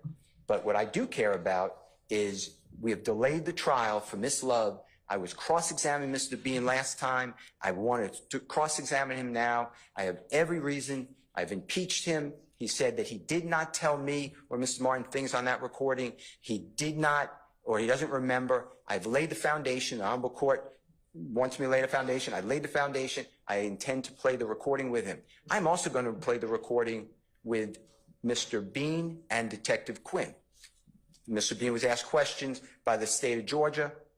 They left out all the parts that Mr. Bean admits that he lied on jail calls to his wife. The state didn't ask him about that. I will ask him. Now I plan on playing that recording. It's about 2 hours and 30 minutes. Then I have jail calls that I'm planning to play, where Mr. Bean specifically tells his wife, and he explains it on the recording to me, they gave us a story to tell. He wants to get out of jail. He adopted, inserted Jeffrey Williams, an innocent man. I'm asking the court, under all these circumstances, to use its discretion, and I would like this court to bar this trial from going forward, because this is what I'm dealing with, and it's not only now. You are going to hear this. I know I did it earlier, but you're going to hear it over and over again. And Miss Love continues to try to make me some sort of villain. From her opening statement and defies the court order, don't mention that I'm represented anybody, don't mention any appeal. She puts it on the screen. She asked witnesses, did the Honorable Keith Adams or I speak with a witness? That is not bias. That's what we're supposed to do. You would go crazy on me and Attorney Adams if we didn't interview all these witnesses. That's why we take these breaks. Because the state dumped on us all these witnesses in September, October. I need to interview them. I've been doing it. And now I'm being somehow told that that's a bad idea and I have to give the state all my notes and when I met with people and who I met with them with. I'm not doing it. And it's not required by any law. If you notice, the state doesn't cite any law. The state of Georgia also gave me until 2 nights ago at midnight to provide all this information. I ignored that email. The Honorable Court was on it too. I don't know if you read it, but it is obscene. Miss Love is not my boss. I owe nothing except to the law and Mr. Williams. And that's where I am. I am so focused on the law, the court, doing it right, and my zealous advocacy for Mr. Williams. And with all this being said, I don't know how I'm standing here at 2:30 in the afternoon. It is 3:30, that clock's up. Okay. All right, 3:30 in the afternoon, and arguing somehow that I'm doing something wrong. I did not hear an apology from District Attorney Love telling the court that I'm not being candid with the court. I don't want her apology, by the way. I wouldn't want it. I don't seek it. But I do want the Brady evidence. I believe that these exist. I believe that there is a memo, a statement, a recording. Nobody goes and talks with Mr. Bean. Why would he say that to the detective 6 days later and say, I lied to your, whatever it is, coworker, well, I'm not looking at it right now. I lied to your detective, your coworker, your son. Why would he say that? And why would Detective Quinn say, yeah, all right, well, tell me what you said. What'd you lie about? Detective Quinn wasn't like, what? You were interviewed? I don't have a statement. What are you talking about? But now, of course, I'm stuck with Detective Quinn telling me, no, I don't have anything, Mr. Steele. So my point to you, Your Honor, is this is total misconduct. This is clearly misconduct. And if it's not evident, I have never, maybe the court has, but I have never seen, this is the second time. I don't know if you realize it. because there was a pretrial motion. It's the second time that statements, police officers' statements are totally wiped out or changed. It happened with a pretrial, tried to suppress some evidence. Honorable Court denied it. I asked, why did we have 2 police reports? The officer said, I have no idea. Is that when we had the hack or something to that effect? I can't answer that. Yeah, but I believe that there is some, so there was some discussion at that point in time about But that. this doesn't make sense to me because right at the critical point, I don't know how I got it. I mean, but it was served in discovery, so I appreciate the state doing that. But D, Mr. Williams dated today, right at the critical point of he advised me during on D, Mr. Williams D, it's blank. And then on C, as in Colette or Charlie, he advised that, so it's changed he and 3 other males. All of a sudden, we're right there with 3 other males. I also interviewed Mr. Murphy. He said, I never said there were 3 males in there. Get the recording. But I have nothing. So now I guess Mr. Murphy's lying. So Mr. Bean's a liar, and I don't get to present the truth to the jury. Mr. Murphy, I guess, a liar, don't get to present that to jury. All because district attorney who's employed with the Fulton County District Attorney's Office, District Attorney Love tells me I can't do it and tells this court that I'm manipulating. So I am, I'm outraged. I mean, I've never, as you know, I've never been in court. But this doesn't make sense. And to have a lawyer come up and tell you, Your Honor, how lack of candor I have when District Attorney Love knows all this. This is in her own exhibit that's introduced into evidence on radio traffic. And if she doesn't know it, then say, I don't know the case. I shouldn't be making these representations. And where is the documentation that she had on March 4th telling this honorable court that Mr. Bean never went to a hospital and went right to jail, which concerned this honorable court. And you told me, hey, this is important. You're not going to manipulate anybody. I know you're not going to do it. Figure it out. I know you don't want to play games with the court or whatever your words were. You said all that. I know you wouldn't ever do it on purpose, but I need to know, because if he didn't go to the hospital, you're not going to present it, right? And I said, I won't present it. It's true. But it's not accurate. And Miss Love just walks away without any type of admonition to say, you got to tone it down. This is a trial. Your court called it Battle of the Titans. The Honorable Judge Tom Davis once told me trials are a collision sport. If they don't like what's coming out, that's for a jury to determine. But the rubber has met the road. I am here. I am prepared. I am focused, and I want to go forward. Well, I'd like you to declare that this case should not go forward because I don't understand how I don't have this information. And it doesn't make sense that, oh, no one got the surveillance. Are you joking? Did you see how many police officers are there? There is a recording that you heard. They were looking at the surveillance video. You heard that. Mr. Adams played that. Or the state actually played it. Mr. Adams asked them to play it. But I don't get the surveillance video from September 11, 2013. How is this all just no big deal? I think it's a big deal. And I think that this is an unfair, not you, Your Honor, this is an unfair trial to put this on Mr. Williams 10 years ago, 11 years ago, and the state is not giving me Brady evidence and now trying to thwart a cross-examination. I just, my mother would tell me that I have a lot of nerve if I raise those issues. Okay. Anything else, sir? I'm going to make a decision as to the issue of Mr. Bean. But preliminarily, I'll admit Williams 202-203, the recorded interview of Mr. Bean and Detective Quinn, and Williams C and D under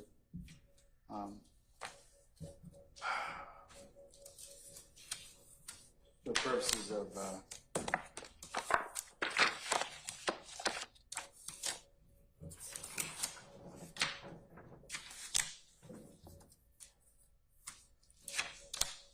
Your Honor, I also have one second, please.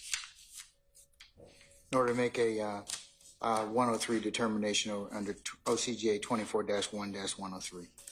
I also have Mr. Williams B as in Barry Bravo. And that's I know the court said you're looking at, that's an excerpt portion of the proceedings relating to a bench conference during the testimony of Adrian. I'm gonna rely upon in fact, I'll ask Miss Weaver to attach the rough transcript as the next court exhibit in order that was prepared by her. It's a lot lengthier and full and describes what happened prior to that than our bench conference. So that'll be the next court exhibit in order. Okay, and that next court exhibit I was referring to as B, Mr. Williams B. Okay. I'll just ask Miss Weaver to include that as well. Okay, all right. Your Honor, I have before for the court's consideration State's Exhibit 1JWM. It is the defendant Jeffrey Williams list of witnesses, Your Honor. He lists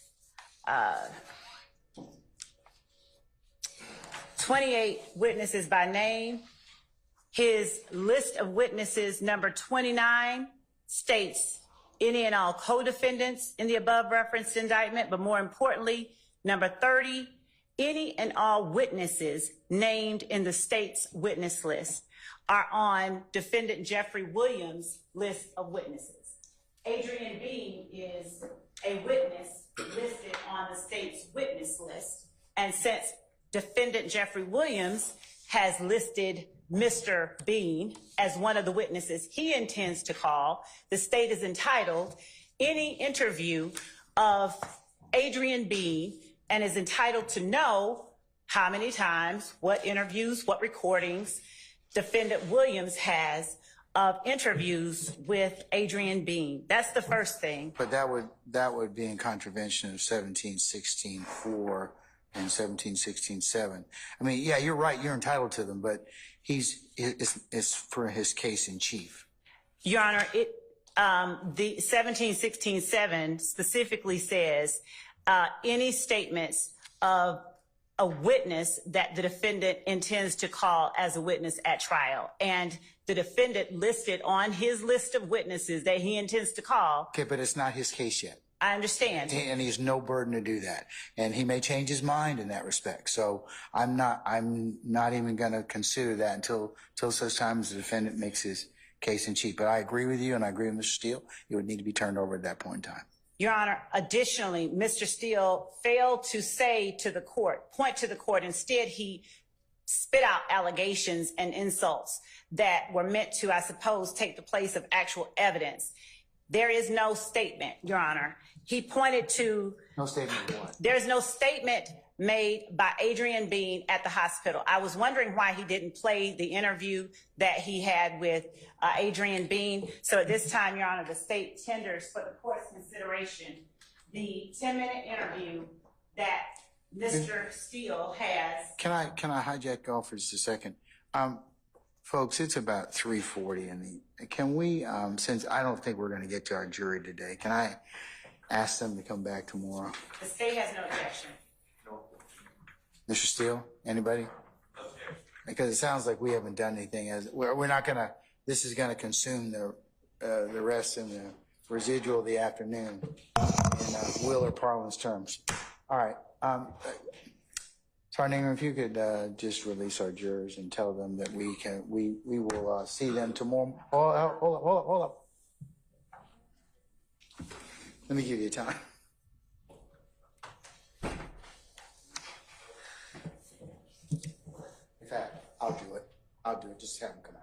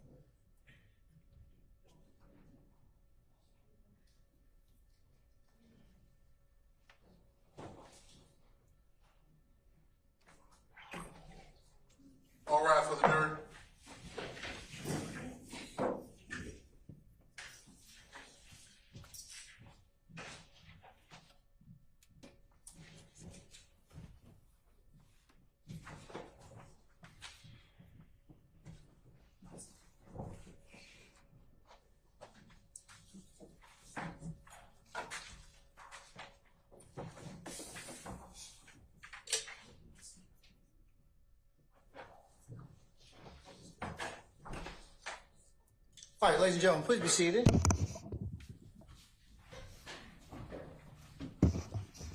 All right, ladies and gentlemen of the jury, good afternoon. Okay, I got good news and I got, not so good news, all right? Which one do you want to hear first? Okay, okay, I like you all. All right. We unfortunately got bogged down with some business that we need to take up outside your presence and hearing. And of course, I told you that happens during trials. And I try and as much as I could, but I failed miserably in that attempt today. So, we're still working. So what I'd like to do is, and here's, I guess, where the good portion comes in. I'm just going to recess it for today, okay? And have you come back in the morning. If you could be here tomorrow morning for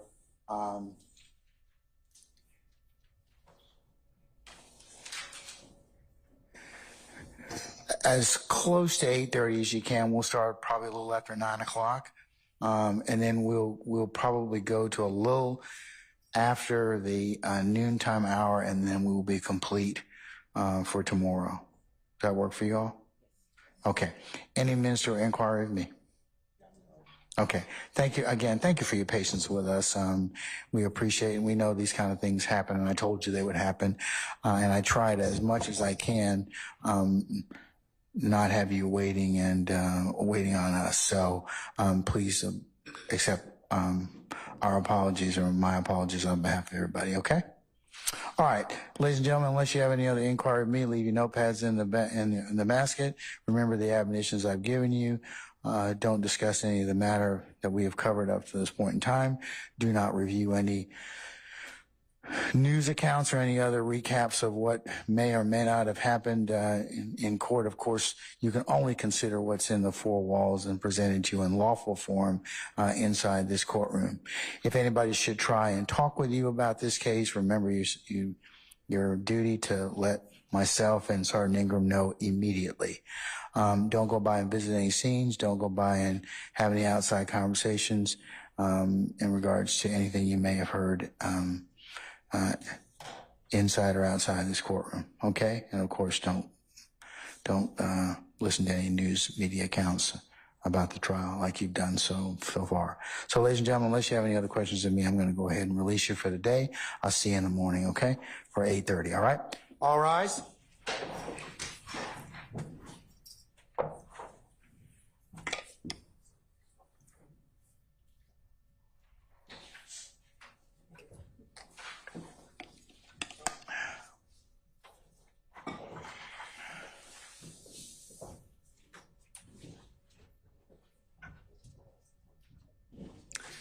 All right, ladies and gentlemen, please be seated. Our jury has left us.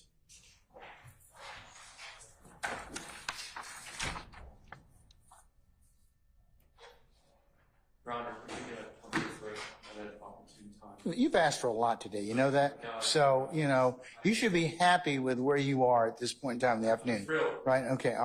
Oh, and by the way, you need to have your order done to me by the 29th, since you volunteered to speak up. And yes, I will give you a comfort break. How about we take councils to 4 o'clock? Does that work for you all? Miss Hilton, since you already had a break, you need to sit down here for the next 15 minutes in timeout. Okay, but everybody else, let's just come back at 4 o'clock, okay? All right, and we'll finish up for at least this issue. All right, we're in recess until 4.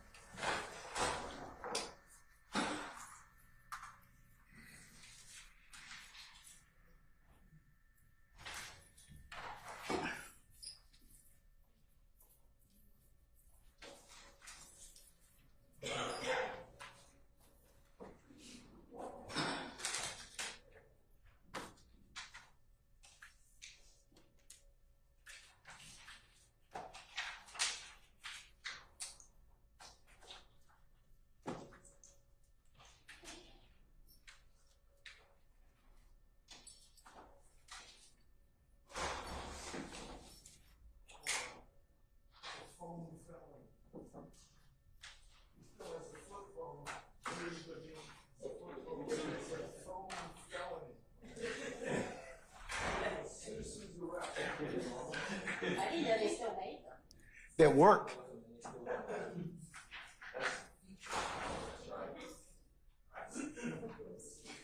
Mr. Harvey, can I see you for a second, please?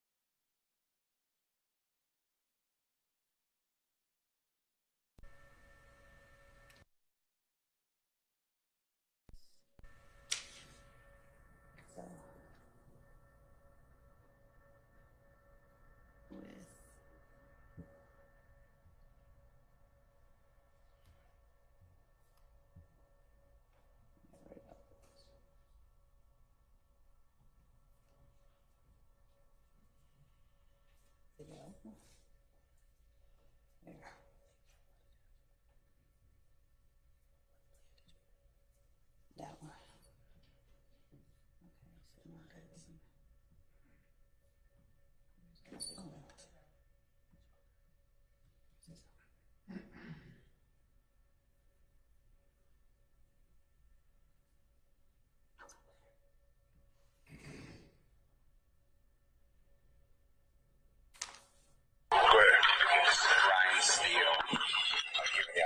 Investigator Jimmy Martin Jr. We represent Mr. Jeffrey Williams, also known as Young Thug. We're standing in Kroger. Look at the address. And it is approximately... Are you familiar with this Kroger? Familiar, it's on Terra Road. It's approximately 11:12 morning on Sunday, the 22nd day of January 2023. We're here with Mr. Adrian Bean. Mr. Bean, is your name spelled K-D-R-I-A-N-B-E-A-N? Yes, sir. And can we just have your phone number for this recording? 404-380-0730. The date of birth, please. 06/22/1979. And Mr. Bean, do we have permission to record this? 42 years old. Do we have permission to record the conversation? Sir. Okay. As you know, as I just said, I represent Mr. Williams, Mr. Jeffrey Williams on trial right now. Young Thug is his performing name. Jim Martin Jr. and I work together. Jim Martin Jr. is an investigator, a licensed investigator. And I just want to go over what you told us previously and make sure this is accurate. If it is not accurate, all I want, like I told you before, is the truth. That's all I want. You were in I'm not saying you were every day, but you were in a situation involving a good friend of yours, a very close person to you, named Dirty Bread, with Mr. Walter Murphy and Mr. Fred Prethro, and Walter Murphy is also known as DK. I mean, it's what you told me. Is that correct? Correct. And I'm telling the date, I'm not saying you remember, but we're talking about is the 11th day of September 2013. So September 11th, everyone knows, but it's 2013. And there's a shooting and a car that creams into a side of a laundromat. You know what I'm talking about? I'm familiar with it. Okay. Now, you were never charged with that, or you were never prosecuted for that case. Is that true? Yes, sir. We didn't ever even go through the motions on that. So, and what happened with your charge? It was... the case was dismissed. Okay. I just want to make sure. The whole case was totally dismissed. Okay. Now, I'm interested in Jeffrey Williams. Young Thug. Was he in, around, participant, giving direction, anything involved in that event that we're talking about involving Dirty Red in September 11, 2013? No, sir. Okay. Like I explained, when, all that occurred, everything took place, they was, trying to force him in on something that he wasn't even implementing. Like I said, I'm not going to lie on the brother. You know what I mean? And, he wasn't with us. Young Thug was not in the car with us that day. I don't even know how his name really got mentioned. Maybe it was a lot of hype through the streets. Or, I might have was in confidence talking and said his name, but I ain't, him and Linda saying that he was with us. You know what I'm saying? And when you say that they wanted him involved in the case or whatever your words were, who was they? Detectives and other, people that was inquiring. You know what I'm saying? I don't know, discuss the neighborhood or whatever. The police? Yeah, police. I mean, the authorities or whatever, the prosecutors, the police? Yes, sir. Okay. And I played for you a recording a short while ago, and this too. And I promise you I'll email it to you, the second one, and I will. But the one I played for you has you and your wife speaking, and at some point around the 11-minute mark, you said they gave us a story to tell. Remember hearing that? Yes, sir. And can you tell us what that meant? That they was really telling us to hey, put Doug in on this right here. You know what I mean? If you don't put him on that, you could be facing a lot of time and all type of shit like that. You know what I mean? And who is they again? I know. At the point. Okay. And the other prosecutors and police? It was just really just him. And it was just really him I had dealt with. Okay. And so a few more officers that was just around, you know what I'm saying? But we was in the hospital. You're in the what? I was in the hospital, you know what I mean, when shit happened. So it's like they pushed in and I was out there. I'm the victim. I don't know what's going on. So, Yeah, as far as accident. right. The car, they say, We crashed. yeah, careened over a police car and into the side of the building. And you were driving the car. I was the driver. Okay. And they even said, so I said he the driver. Yeah. You know what I mean? So The police wanted you to say you had to get up. But That's what you did. done so was not in the vehicle with us. Did he have anything to do with it? It had nothing to do with none of that. Can't no man, I'm 42 years old, can't no other man tell me what to do. Can't no other man make no other man tell no other man what they need. Everybody wrong. So why did you tell the police, because I'm recording that Jeffrey Williams was involved in this armed robbery because the police told you to say that so you get out of trouble? Is that the reason? Yeah. Okay. Now, you're also on another jail call, the one I'm going to send you. That's the one I want to hear. You know, I'm going to send it to you. But for what you say, the reason you would have a jail call with your wife and a friend of yours or whoever, you're going to tell us, that's because the same reason. It's just the police gave you something, a story to tell you. It's going to say it to everybody. Okay. All right. We're going to shut the recording. It's what you told us the truth because that's all I've ever asked you for. That's it. All right. Did anyone promise you anything, threaten you? Nobody probably will. And Jimmy and I have been straight. Investigator Martin and I have been straight with you all the way. Is that true? Right. And Investigator Charles Millsap. I've been working hard trying to catch up with. I work hard too. I just started working 2 jobs, so you know I'm at work working day and night. So you know, appreciate certified flagger, certified supervisor. You know what I mean? And I was doing dishwashing at night. So you know what I mean?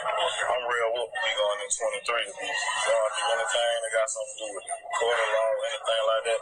I'm real whoop today. And just because it's going to come up, you did go to prison for 3 years, got intended to do 3. Right. But I know what you explained, but just explain again what truly happened. I know you took over. I don't even know when we went into court. Me, Walsh Murphy, and I think one day we come to court and they said, case dismissed, said the victim had killed himself or something like that. So I'm like you don't got a victim. I'm talking about your other case. Why you went to, yeah. But that had something to do with my children. They ain't got nothing. But your children were no gang. I want to be fair to you. What happened with my kids was I had a Polo Rock. You had a 10-year-old and a 12-year-old that was choking. One of them was punched in the stomach. It was my kids. And I went around there and held with the guy calling me by myself. And I got caught up in it, and I explained to the judge what happened, and the judge sentenced me to 10 years. And you caught up with the person that you killed. Yeah, I shot both of the guys that, in the midst of And how old on them.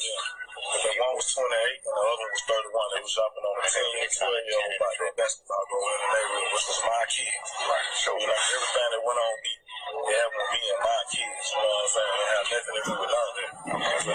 and then last thing, and I'm sorry that you went through that and your children. Right.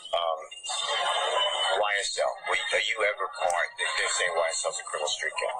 Are you ever part of a criminal street gang? YSL? No, sir. Do you know Jeffrey Williams to ever commit a crime? Ever? No, sir. You only know him through his music and his reputation. Only time I ever heard of him, on the radio. You know what I mean? Through our neighborhood, you know what I'm saying? I don't got no issue with him. I don't hang with him. We live in 2 different separate places. Okay, and whatever happened, and I understand it was dismissed, but on September 11, 2013, as far as you're concerned, that had nothing to do with criminal street gang activity. Why? No, sir. Okay. No, sir. I ain't initiated in that. I mean, like I said, I don't got no tattoos, no sign. Ain't on my body that'll make me. I mean, nothing around me, period. It's okay. I'm a working man. Is it okay if I turn the tape off? Unless Brian has another question. I'm just going to announce the time. Okay, it is now 11:20 a.m. And we're going to, we're at the Kroger's. It's in your neighborhood. The Kroger in your neighborhood.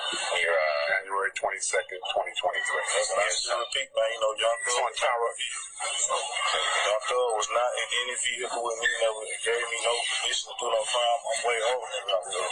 He never directed you to commit any criminal activity No, whatsoever. sir. You know him as a good person? You know, I ain't never heard a guy do nothing crazy. You know, he take care of the neighborhood, he take care of his family. You know what I mean? You know, the street, everybody want to be against the man. You know what I'm saying? So you know how I go. You know, when you in the streets, you making money, you rich, you doing your thing with music, you got the blowing stuff, and you take their name and put it on what you got going on, and just be, you know, headline. A lot of rappers, you know what I'm saying? You know, they make it be a game, but it's not a game. I'm over here doing good political stuff. You don't see me in the neighborhood, bumming around in the neighborhood. I'm in the studio. Right. The man making music. You know what I'm saying? Like I said, that was like 10 years ago. You know what they talk about with me and this guy here. Guy just killed himself. That should be over with, man. You know what I mean? If he don't kill this Not over with, but we appreciate it. All right, thank you. We're going to shut the recording off. It is now. It is 11. Keeps going off the time. Let me 11:22 a.m. Cutting it off. So, Your Honor, that is the entirety of the conversation that has been provided to us. The court heard the interaction between the defendant, Brian Steele, and Mr. Bean. Mr. Bean, when asked, I know based on the conversation we heard that there was some conversation that he and Mr. Steele had outside of this. Of course, on redirect, we can ask that question. What was told? What were you told to say? Was there anything you were told to say? But I think it's important to note at one point during his cross-examination, do you remember them explaining that they, meaning the detectives, tried to force Jeffrey Williams or Young Thug into it? Do you remember saying that? Mr. Bean said, I think that was something you said, right? So all throughout this 10-minute recording, we hear Mr. Steele leading Mr. Bean, putting words out there, Mr. Bean acquiescing to what is being said. But the only thing regarding a statement that Mr. Bean tells Brian Steele, true or false, the only thing he says about a statement that he gave anybody was that they're trying to put Thug in here. And if you don't do this, you're going to be facing a lot of time and all that shit. And Brian Steele said, who is they again? And Mr. Bean said, Detective Quinn. And then Brian Steele said, no other prosecutors or police? And Adrian Bean repeats, no, it was just Detective Quinn. In the interview with Detective Quinn starts that recording before he ever even approaches Adrian Bean. And that happens on September 17th, 2013. That's 4 days after the incident occurred, long after Mr. Bean had been released from the hospital. And he was released from Grady detention around 6:30 and was not put in the jail at 12 o'clock midnight on September the 12th. The first thing you hear Detective Quinn saying is something akin to, I'm Detective Quinn, have we met? And Adrian Bean never says, yeah, remember I talked to you yesterday or day before, some other time. And Adrian Bean, in his conversation with Detective Quinn back in 2013, he says, yeah, I told them at first. And the reference that he is making based on everything that is around this conversation is that while he was on the scene, he told them someone else was driving. Mr. Steele's question to Adrian Bean, why did you tell the detective at the hospital, Grady Hospital, on September 11, 2013, that it was not you, but your dear friend driving that Nissan vehicle?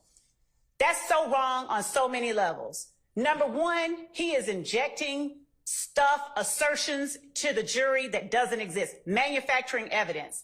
What he should have done was ask Mr. Bean whether or not he spoke with someone at the hospital. He can lead him. He can say, you spoke with the detective at the hospital, right? Because that's all that's in this interview that we have between him and Mr. Bean. You spoke with the detective at the hospital, right? And that detective was Detective Quinn, right? Well, if he says, I don't know, I don't remember, then he can confront him with the inconsistent statement, which is, didn't you tell me and Investigator Martin that you talked to Detective Quinn at the hospital? He can say yes or he can say no. And then he can play the statement that he talked to Detective Quinn at the hospital. What he cannot do is assert as if it is fact, why did you tell the detective at the hospital, Grady Hospital, on September 11, 2013, that it was not you, but your dear friend driving that Nissan vehicle? He never says that. Mr. Bean never says that in this interview with him. So Mr. Steele is sitting here conveying to the court as if he doesn't realize that he is impermissibly injecting facts that are not in evidence before this jury.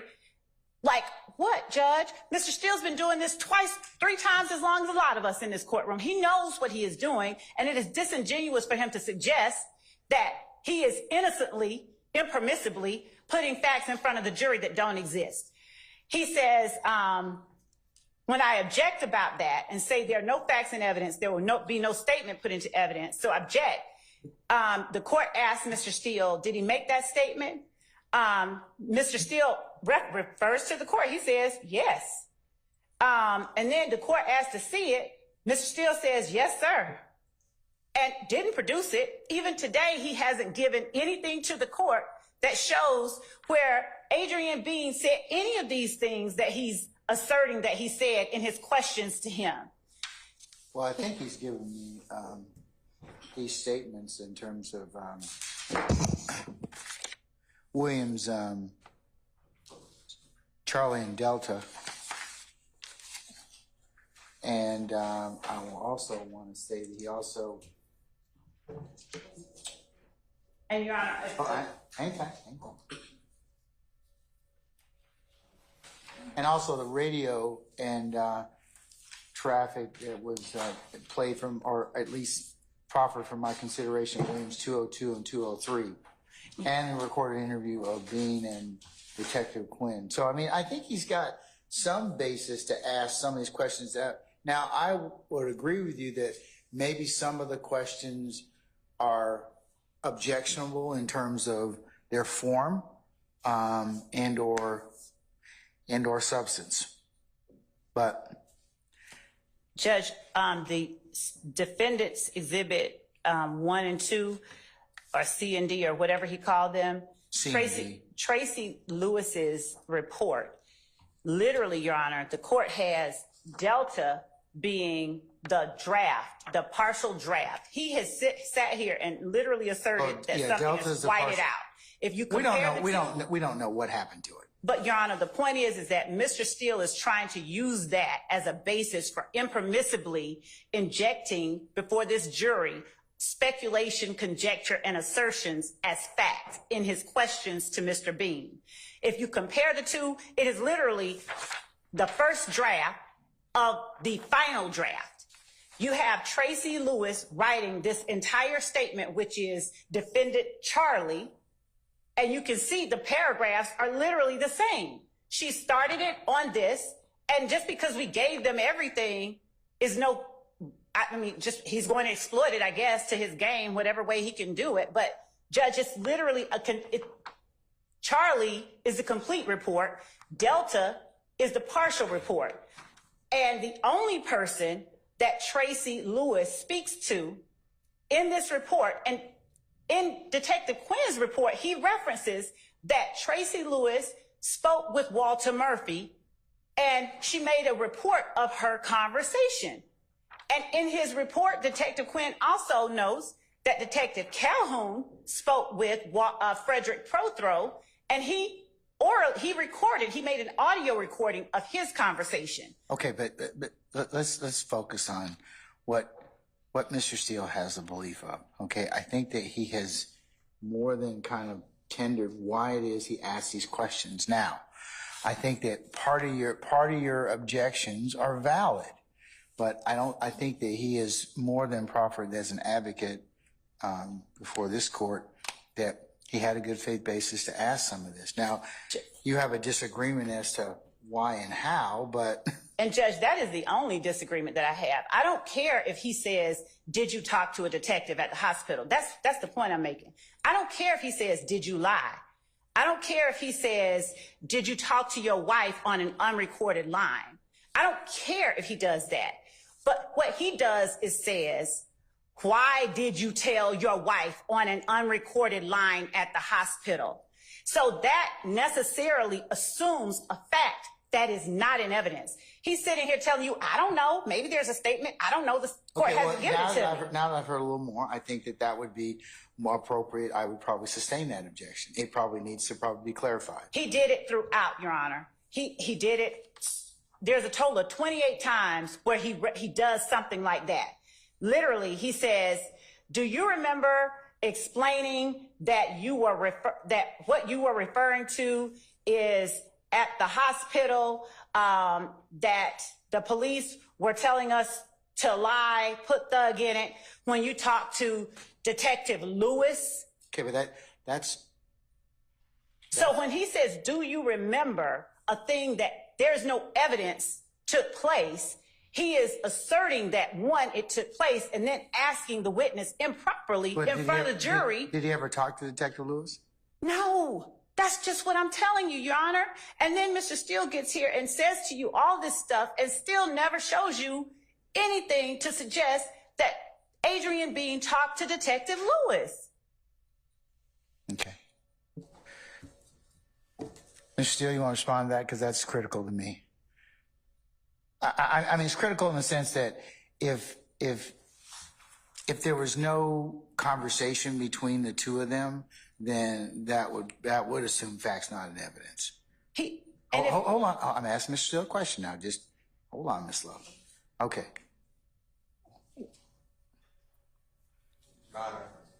On the recording that you just heard at the beginning, the first couple of minutes, and I don't have the time in front of me, it was not shown on the screen.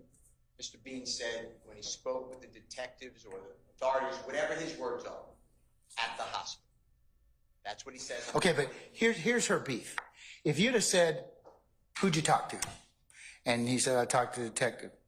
Well, was it Detective Lewis? Was it Detective Quinn? Was it Detective whoever? What I think that the question assumes is he did in fact talk to Detective Lewis, and he didn't. I don't know if that's true. Well, I'm not conceding that. Well, I'm going to tell you that I haven't heard anything that would indicate that's truth. Yeah, well, you have a good faith basis to ask that. You haven't heard anything of who he spoke with. That's my point. That's the point. But you all can't. But you two, neither one of you can proffer that. Judge, it's not proper, Mr. Steele. No. Listen. It's not. It would be a violation before me for you to put that in front of this jury. You're not letting me finish. He did. In the September 17, 2000. You were saying to the court that you have a belief that there is another statement out there. There's not. How could you say that? Because it hasn't been brought up. If it gets brought up, then we'll correct it at that point in time. But right now, I'm going to direct you not to inquire that line. You don't have a basis to do so. Not true. Well, go ahead and make a statement and see what happens. Your Honor, listen. Go ahead and make the statement in contravention to what I've just told you, and I'm telling you that you will have some problems in front of me. I'm trying to articulate to you. You have told me everything at this point. You have told me that there's got to be a statement. Now, if you find the statement, I will, one, apologize to you. Two, I will take corrective action. That's probably not going to be nice to anybody. But at this point, there's nothing for me to do other than if you don't have a good faith basis to do it, you can't ask the question. Your Honor, listen. There is a recording between Detective Quinn and Adrian Bean where Adrian Bean says, I lied to your... But we don't know what he lied about. He says he lied about who he's talking about, the car. But we still don't know whether or not he had a conversation with Detective Lewis. And I made it clear. It's 10 years ago. But you said you had, in your conversation with Detective Lewis, that's what you proffer. I said, or any other detective or law enforcement. Read the transcript. I made it clear. I don't know. He doesn't remember names. He says it was Detective Quinn. Also, on the recording on Sunday, January 22, 2023, Mr. Bean is the one who said this happened in the hospital. Your Honor, I'm the one complaining about I don't have the statement. I've been asking for it. This is Brady. Clearly there was a statement made. We don't, but we don't know if there's a statement. You're supposing there's a statement, okay? And there may be. And you know what I said? And you know what I said earlier? I said if there is Brady that's not disclosed, then that particular individual is going to have some problems with me. I told you that already. Or I have a lot of different remedies I can execute at that point in time. There has to be. That's why I gave you. But you can't intimate or otherwise cross over the line when you don't have the statement to back it up.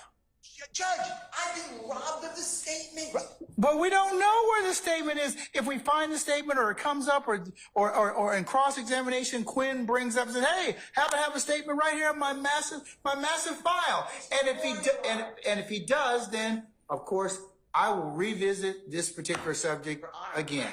I'm saying it's been deleted. It's been destroyed. We don't know. You don't know. We don't know what happened. We don't know what happened. We had the same issue that happened earlier in this trial about a statement. We don't know whether or not it was the hack or whether or not it's intentional. Now, you can make whatever hay you want out of it. I mean, and the jury can decide for what they want to give it. But you cannot ask the question in its current form. You just can't. Your Honor, I'm not asking any questions, but you have to understand the following, please. 6 days later, Detective Quinn and Adrian Bean are on recording where Adrian Bean tells Detective Quinn, I lied. About what? I lied. About what? Who was driving the car. He gets cut off. Detective Quinn says, yeah, tell me about it. Where's that statement? That's what I've been asking for. But that doesn't still give you the latitude at this point in time to ask that question. Now, I told you, if we find out from Quinn, and I'm telling the state that if I find out that the statement exists, there's going to be a lot of unhappy people. Well, what if you don't find out it exists? I still am entitled to it. That's my whole point. Okay, but here's the thing. You've asked me for it. I've asked them. If it comes up later, or I find out it's sitting someplace that was in possession of the state, pursuant to case law and definition, then we'll have some problems. I understand, but you're asking when you have to find the statement for. I'm telling you the statement was made. It doesn't work that way, Mr. Steele. I'm sorry. It does work that way. No, it does not. Yes, it does. No, it doesn't. And you haven't presented any case law to tell me how to do that. And I'm telling you, as the judge presiding over this case, if you do that, it's misconduct. I'm not doing anything. I'm telling you right now. I don't know what you're telling me. I am telling you, you have no good faith basis at this point in time to ask that question right now, or to intimate that. I didn't ask any question. You are listening to District Attorney Love. I'm ready to cross-examine. I'm going to play the recording you just heard. This gentleman tells me on recording that he was at the hospital speaking with law enforcement. I want that. It is backed up because on recording, 6 days after the crash into that side of the building, Your Honor, Detective Quinn and Mr. Bean are talking about the statement that Mr. Bean made prior. I don't have it. And when the court asked me, well, you got to find it, or if I find it, it wasn't given over. Then we'll have some problems. Then we'll have some issues. I have some issues now. I've been begging for it. The state's supposed to give this. Hold on, Mr. Okay, stop for a second. Ms. Love, have you inquired of Detective Quinn where this other statement may be? Judge, that's just it. Mr. Steele is literally manufacturing evidence. There is no other statement. I have asked whether or not there was a statement. I asked Tracy Lewis at the hospital. Let me be real clear, because he keeps conflating stuff. Adrian Bean never told Detective Quinn that he made a statement at the hospital. I have his transcript. Okay, but we don't know where he made the statement, and also he's lied. So we don't know what he lied about either. Your Honor, to be very clear, there's no statement. I have asked Detective Lewis. They can ask Detective Lewis. She never talked to him. Okay. Detective Quinn, who is the only person, it's not just police, The only person Adrian Bean asserts to Brian Steele in this recording that he gave us, this 10-minute recording, he said, I spoke to Detective Quinn. It's obvious that he didn't speak to Detective Quinn at the hospital because the first time he met Detective Quinn was September 17th when he pulls him in for the interview. Literally, Mr. Steele is manufacturing something. So when the court is even asking me, okay, do you know where this statement is? Assuming that there's not a statement. There is no statement. There's no evidence. That's the problem with Mr. Steele asking questions the way that he asked them. He is assuming facts that are not in evidence. And he is usurping the jury's province and their ability to discern and weigh evidence because he is injecting assertions into his questions about things that don't exist. Similarly, he says, do you recall explaining that you made calls from the Fulton County jail that you knew were being recorded to support your lie to the police that Jeffrey was involved on September 11, 2013? That's what he asked the witness. You heard the interview. He doesn't say that anywhere in that interview.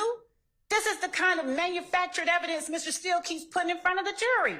He never said that during the interview, yet that's the question. That's the question Mr. Steele asked Adrian Bean on the stand. Nothing like that ever happened. And during his cross-examination of Adrian Bean, the cross-examination is replete with examples just like that. There is no statement. He can't sit there and say there has to be a statement and then ask the question as if there is one, because that's improperly asserting to the jury something that isn't factual. There's no evidence of it. So to answer the court's question, of course we have asked who spoke to whom. Did Tracy Lewis, did you speak to Adrian Bean? I talked to Walter Murphy, and I put it in my report. I made a report of that. Calhoun, did you talk to Adrian Bean? I talked to Frederick Prothro. Here's my recording of that. Detective Quinn, and then this idea of destruction of evidence, that is the fallacy that is getting thrown around. That's the problem with asserting facts not in evidence. That's the problem with them being allowed to ask those kind of questions. Do you destroy evidence? Nobody has said anyone destroyed any evidence. Eduardo Navarro Flores said he heard that Detective Quinn had erased the interview. Well, then why all throughout Detective Quinn's report does he refer to the lie that Eduardo told in the first place? How is that destroying evidence? But they're trying to create a narrative for the jury of things that don't exist, a narrative that somehow the state destroys evidence. There's been no evidence, no suggestion that the state has destroyed any evidence, but they're going to ask it 1,000,000 times. So that's what Mr. Steele is doing with this whole statement at the hospital. He's going to ask it 1,000,000 times. So the jury's sitting there going, well, where is it? And then in the end, $100 says that he gets up there and says, they destroyed the statement from the hospital, knowing he has no evidence that one even exists. With Detective Lewis, and certainly not Detective Quinn, who is the only person Adrian Bean tells Mr. Steele, at least in the portion of the recorded interview he gave me. I don't know what else he told. I don't know what Mr. Steele told Adrian Bean. But it's obvious that he's leading him through the interview that the court heard. And even being led, Adrian Bean does not let up on his assertion about Detective Quinn. Mr. Steele tries to get him to change it. You mean somebody else, other police, no, just Detective Quinn. So this idea that he has a right to ask questions that assume things that are not in evidence, that he has not put in evidence, that he cannot expect to be put in evidence, is ludicrous. And to assert that the state is trying to hide something because he wants to taint the jury's mind, taint the fact finders with falsehoods, and somehow, I guess that's the way he wins cases. I don't know. But, Your Honor, I'm flabbergasted. The number of times he asked Adrian Bean questions that assumed facts that are not in evidence is just staggering. It's just staggering. I'm simply asking that Mr. Steele be precluded from asking those kind of questions.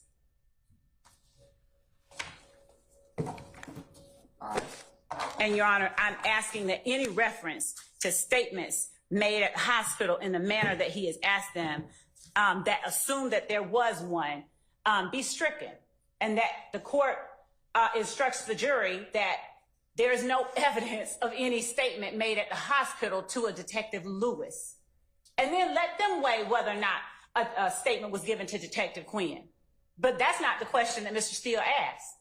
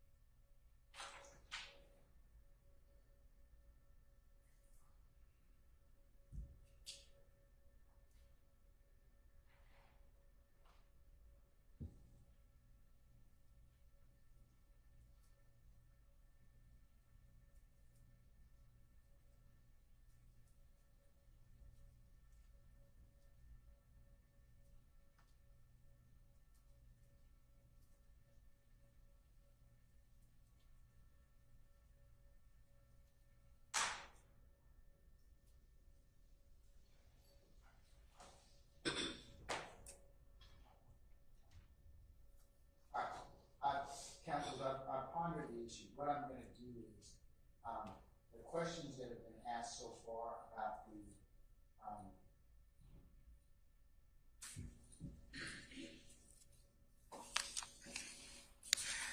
the hospital, I believe those would be presuming facts, not evidence. There are some questions that Mr. Steele has asked on his interview that would be appropriate and are appropriate. But in terms of the hospital questions thus far, those need to be clarified in front of our jury at this point. Excuse me? What clarification? No, meaning that I'm going to strike them from the record at this point in time. They can be until there's a basis for me to go ahead and consider them. Judge, I am still in cross-examination. This man tells me. Dave, the state's made an objection. The objection they've made continually is assuming facts not in evidence. They're not in those facts aren't in evidence. Judge, it's on recording. Mr. Bean said it. You just heard. I know you only heard it one time. We can play it again. He said this happened at the hospital. You are striking. You are going to be commenting on the evidence. You are going to be doing 17-857. This is for the jury to determine. This is what he told me on that record. It's on recording. He said this happened at the hospital. Talking about when he spoke to the detective. He said that, or that was his question upon you asking it? I've never mentioned a hospital. If you don't mind, just listen to it again. It's like the first 2 or 3 minutes. I'll listen to it again. Let me hear it again. Yes, Your Honor. And while we're pulling that up. Okay, I got it on. Go ahead. Go ahead. This is Brian Steele. I'm giving you an investigator, Jimmy Martin Jr. We represent Mr. Jeffrey Williams, also known as Young Thug. We're standing in Kroger. Look at the address.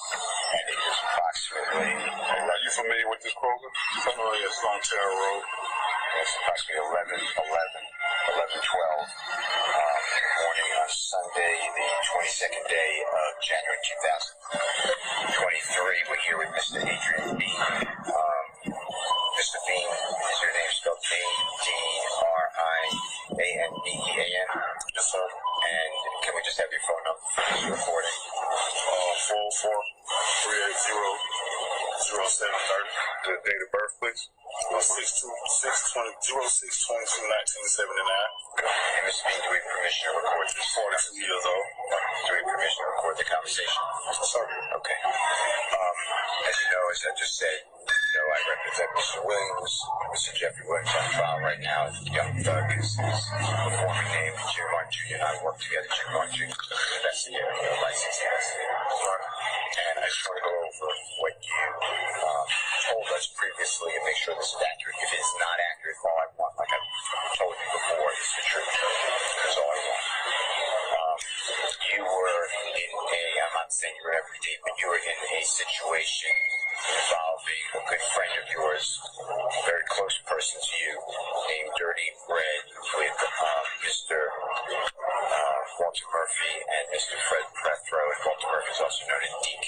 I mean, it's what you told me. Is that correct? Yes, sir. And I'm telling you the date. I'm not saying you remember, but we're talking about is the 11th day of September 2013. So September 11th, everyone knows, but it's 2013. And there's a shooting and a car that careened into a side of a laundromat. You know what I'm talking about? I'm familiar with it. Okay. Now, you were never charged with that, or you were never prosecuted for that case. Is that true? Yes, sir. We didn't ever even go through the motions on that. So, and what happened with your charge? It was... the case was dismissed. Okay. I just want to make sure. The whole case was totally dismissed. Okay. Now, I'm interested in Jeffrey Williams, Young Thug. Was he in, around, participant, giving direction, anything involved in that event that we're talking about involving Dirty Red in September 11, 2013? No, sir. Okay. Like I explained, when, all that occurred, everything took place, they was, trying to force him in on something that he wasn't even in.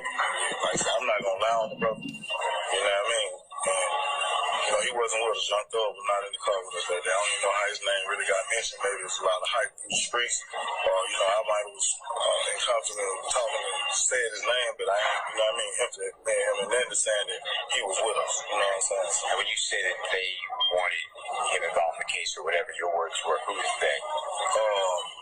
Detectives and other, people that was inquiring. You know what I'm saying? I don't know, discuss the neighborhood or whatever. The police? Yeah, police. I mean, the authorities or whatever, the prosecutors, the police? Yes, sir. Okay. And I played for you a recording a short while ago, and this too. And I promise you I'll email it to you, the second one, and I will. But the one I played for you has you and your wife speaking, and at some point around the 11-minute mark, you said they gave us a story to tell. Remember hearing that? Yes, sir. And can you tell us what that meant? they was really telling us to like, hey, put Doug in on this right here. You know what I mean? If you don't put him on that, you could be facing a lot of time and all type of shit like that. You know what I mean? And who is they again? I know. Point. Okay. And there are other prosecutors and police? It was just really just him, and I was like, it was just really him I had mainly dealt with. Okay. There was a few more officers that was just around, you know what I'm saying? We was in the hospital. You're in the what? I was in the hospital. Stop. All right, run it back, please. It's gonna be about 4 minutes. All right, let me hear it. It was just really him I had mainly dealt with. Okay. There was a few more officers that was just around, you know what I'm saying? We was in the hospital. Stop. You're in the what? I was in the hospital. Stop. All right, Mr. Bean says we were in the hospital. Yes, Your Honor, he says that we were in the hospital, but he does not say that he was, that he gave any statement to Detective Lewis at the hospital. But that goes to weight. I mean, that goes to weight and sufficiency and what the jury wants to believe or don't believe. I mean, it's clear from the state, it's clear now from listening to the tape again that Mr. Steele, that was not a production or a product of Mr. Steele's questioning. It was the witnesses saying, hey, Judge, he was at the hospital. It was after that, because Mr. Bean, when he's talking, he's saying we were in the hospital, I was the victim. That's what he's, but if the court will just listen to Okay, give me another 15 seconds. You know what I mean? When shit happened. So it's like they push in and I was out there. I'm the victim. I don't know what's going on. So, Yeah, as far as case, accident. right. The car, they say, We crashed. yeah, careened over a police car and into the side of the building. Right. You were driving the car. I was the driver. Okay. And they even said, try to say he the driver. Yeah. You know what I mean? So, The police wanted you to say you but That's what you done so, but not in the vehicle with him. Did he have anything to do with it? It had nothing to do with none of that. Can't no man, I'm 42 years old, can't no other man tell me what to do. Can't no other man make no other man tell no other man what they need. Everybody wrong. So why did you tell the police, because I'm recording that Jeffrey Williams was involved in this armed robbery because the police told you to say that so you get out of trouble? Is that the reason? Yeah. Okay. Now you're also on another jail call, the one I'm going to send you. But that's the one I want to hear. You know, I'm going to send it to you. But for what you say, the reason you would have. And so, Your Honor, when Mr. Steele says, do you remember the detective asking you questions about the incident involving the armed robbery of Mr. Dotson and almost killing police officer Roberson L. and striking the other police officers and careening over the embankment into the wall and fleeing? Do you remember that? He says, no, sir. Then the question, do you remember telling that detective, specifically Detective Lewis, at that time, there were 3 people in the Nissan red Altima vehicle? That's nowhere in this statement. What Mr. Bean is doing at the point that the court just heard, he's saying one thing, and then he's saying, you know, we were in the hospital over there. We were like victims. We were laying there. Okay, but he's got a good faith basis because he's got a couple of different sources. He's got this interview. He's got the, let me get to it again. Hold on one second. He's got Williams 203, which is the radio traffic. He's got Williams 202, which is radio traffic. And he's got the interview of him and Detective Quinn, Williams C and D. So so if he's got all those things, Miss Love, he's got a good faith basis to ask those particular, you know, because they're different source documents, but it doesn't take away from his ability to ask those questions because they are in fact things that elements or not elements, but information he has that he can test. Your Honor, what I'm saying is, in order to say something like, do you remember telling Detective Lewis at the time there were 3 people in the Nissan red vehicle, that when he says, do you remember, it's assuming that happened. Well, he hasn't shown that it happened. He hasn't played anything. He hasn't laid a foundation for impeachment with that. He has nothing to say that happened. So he can't come back and show evidence of it. He's just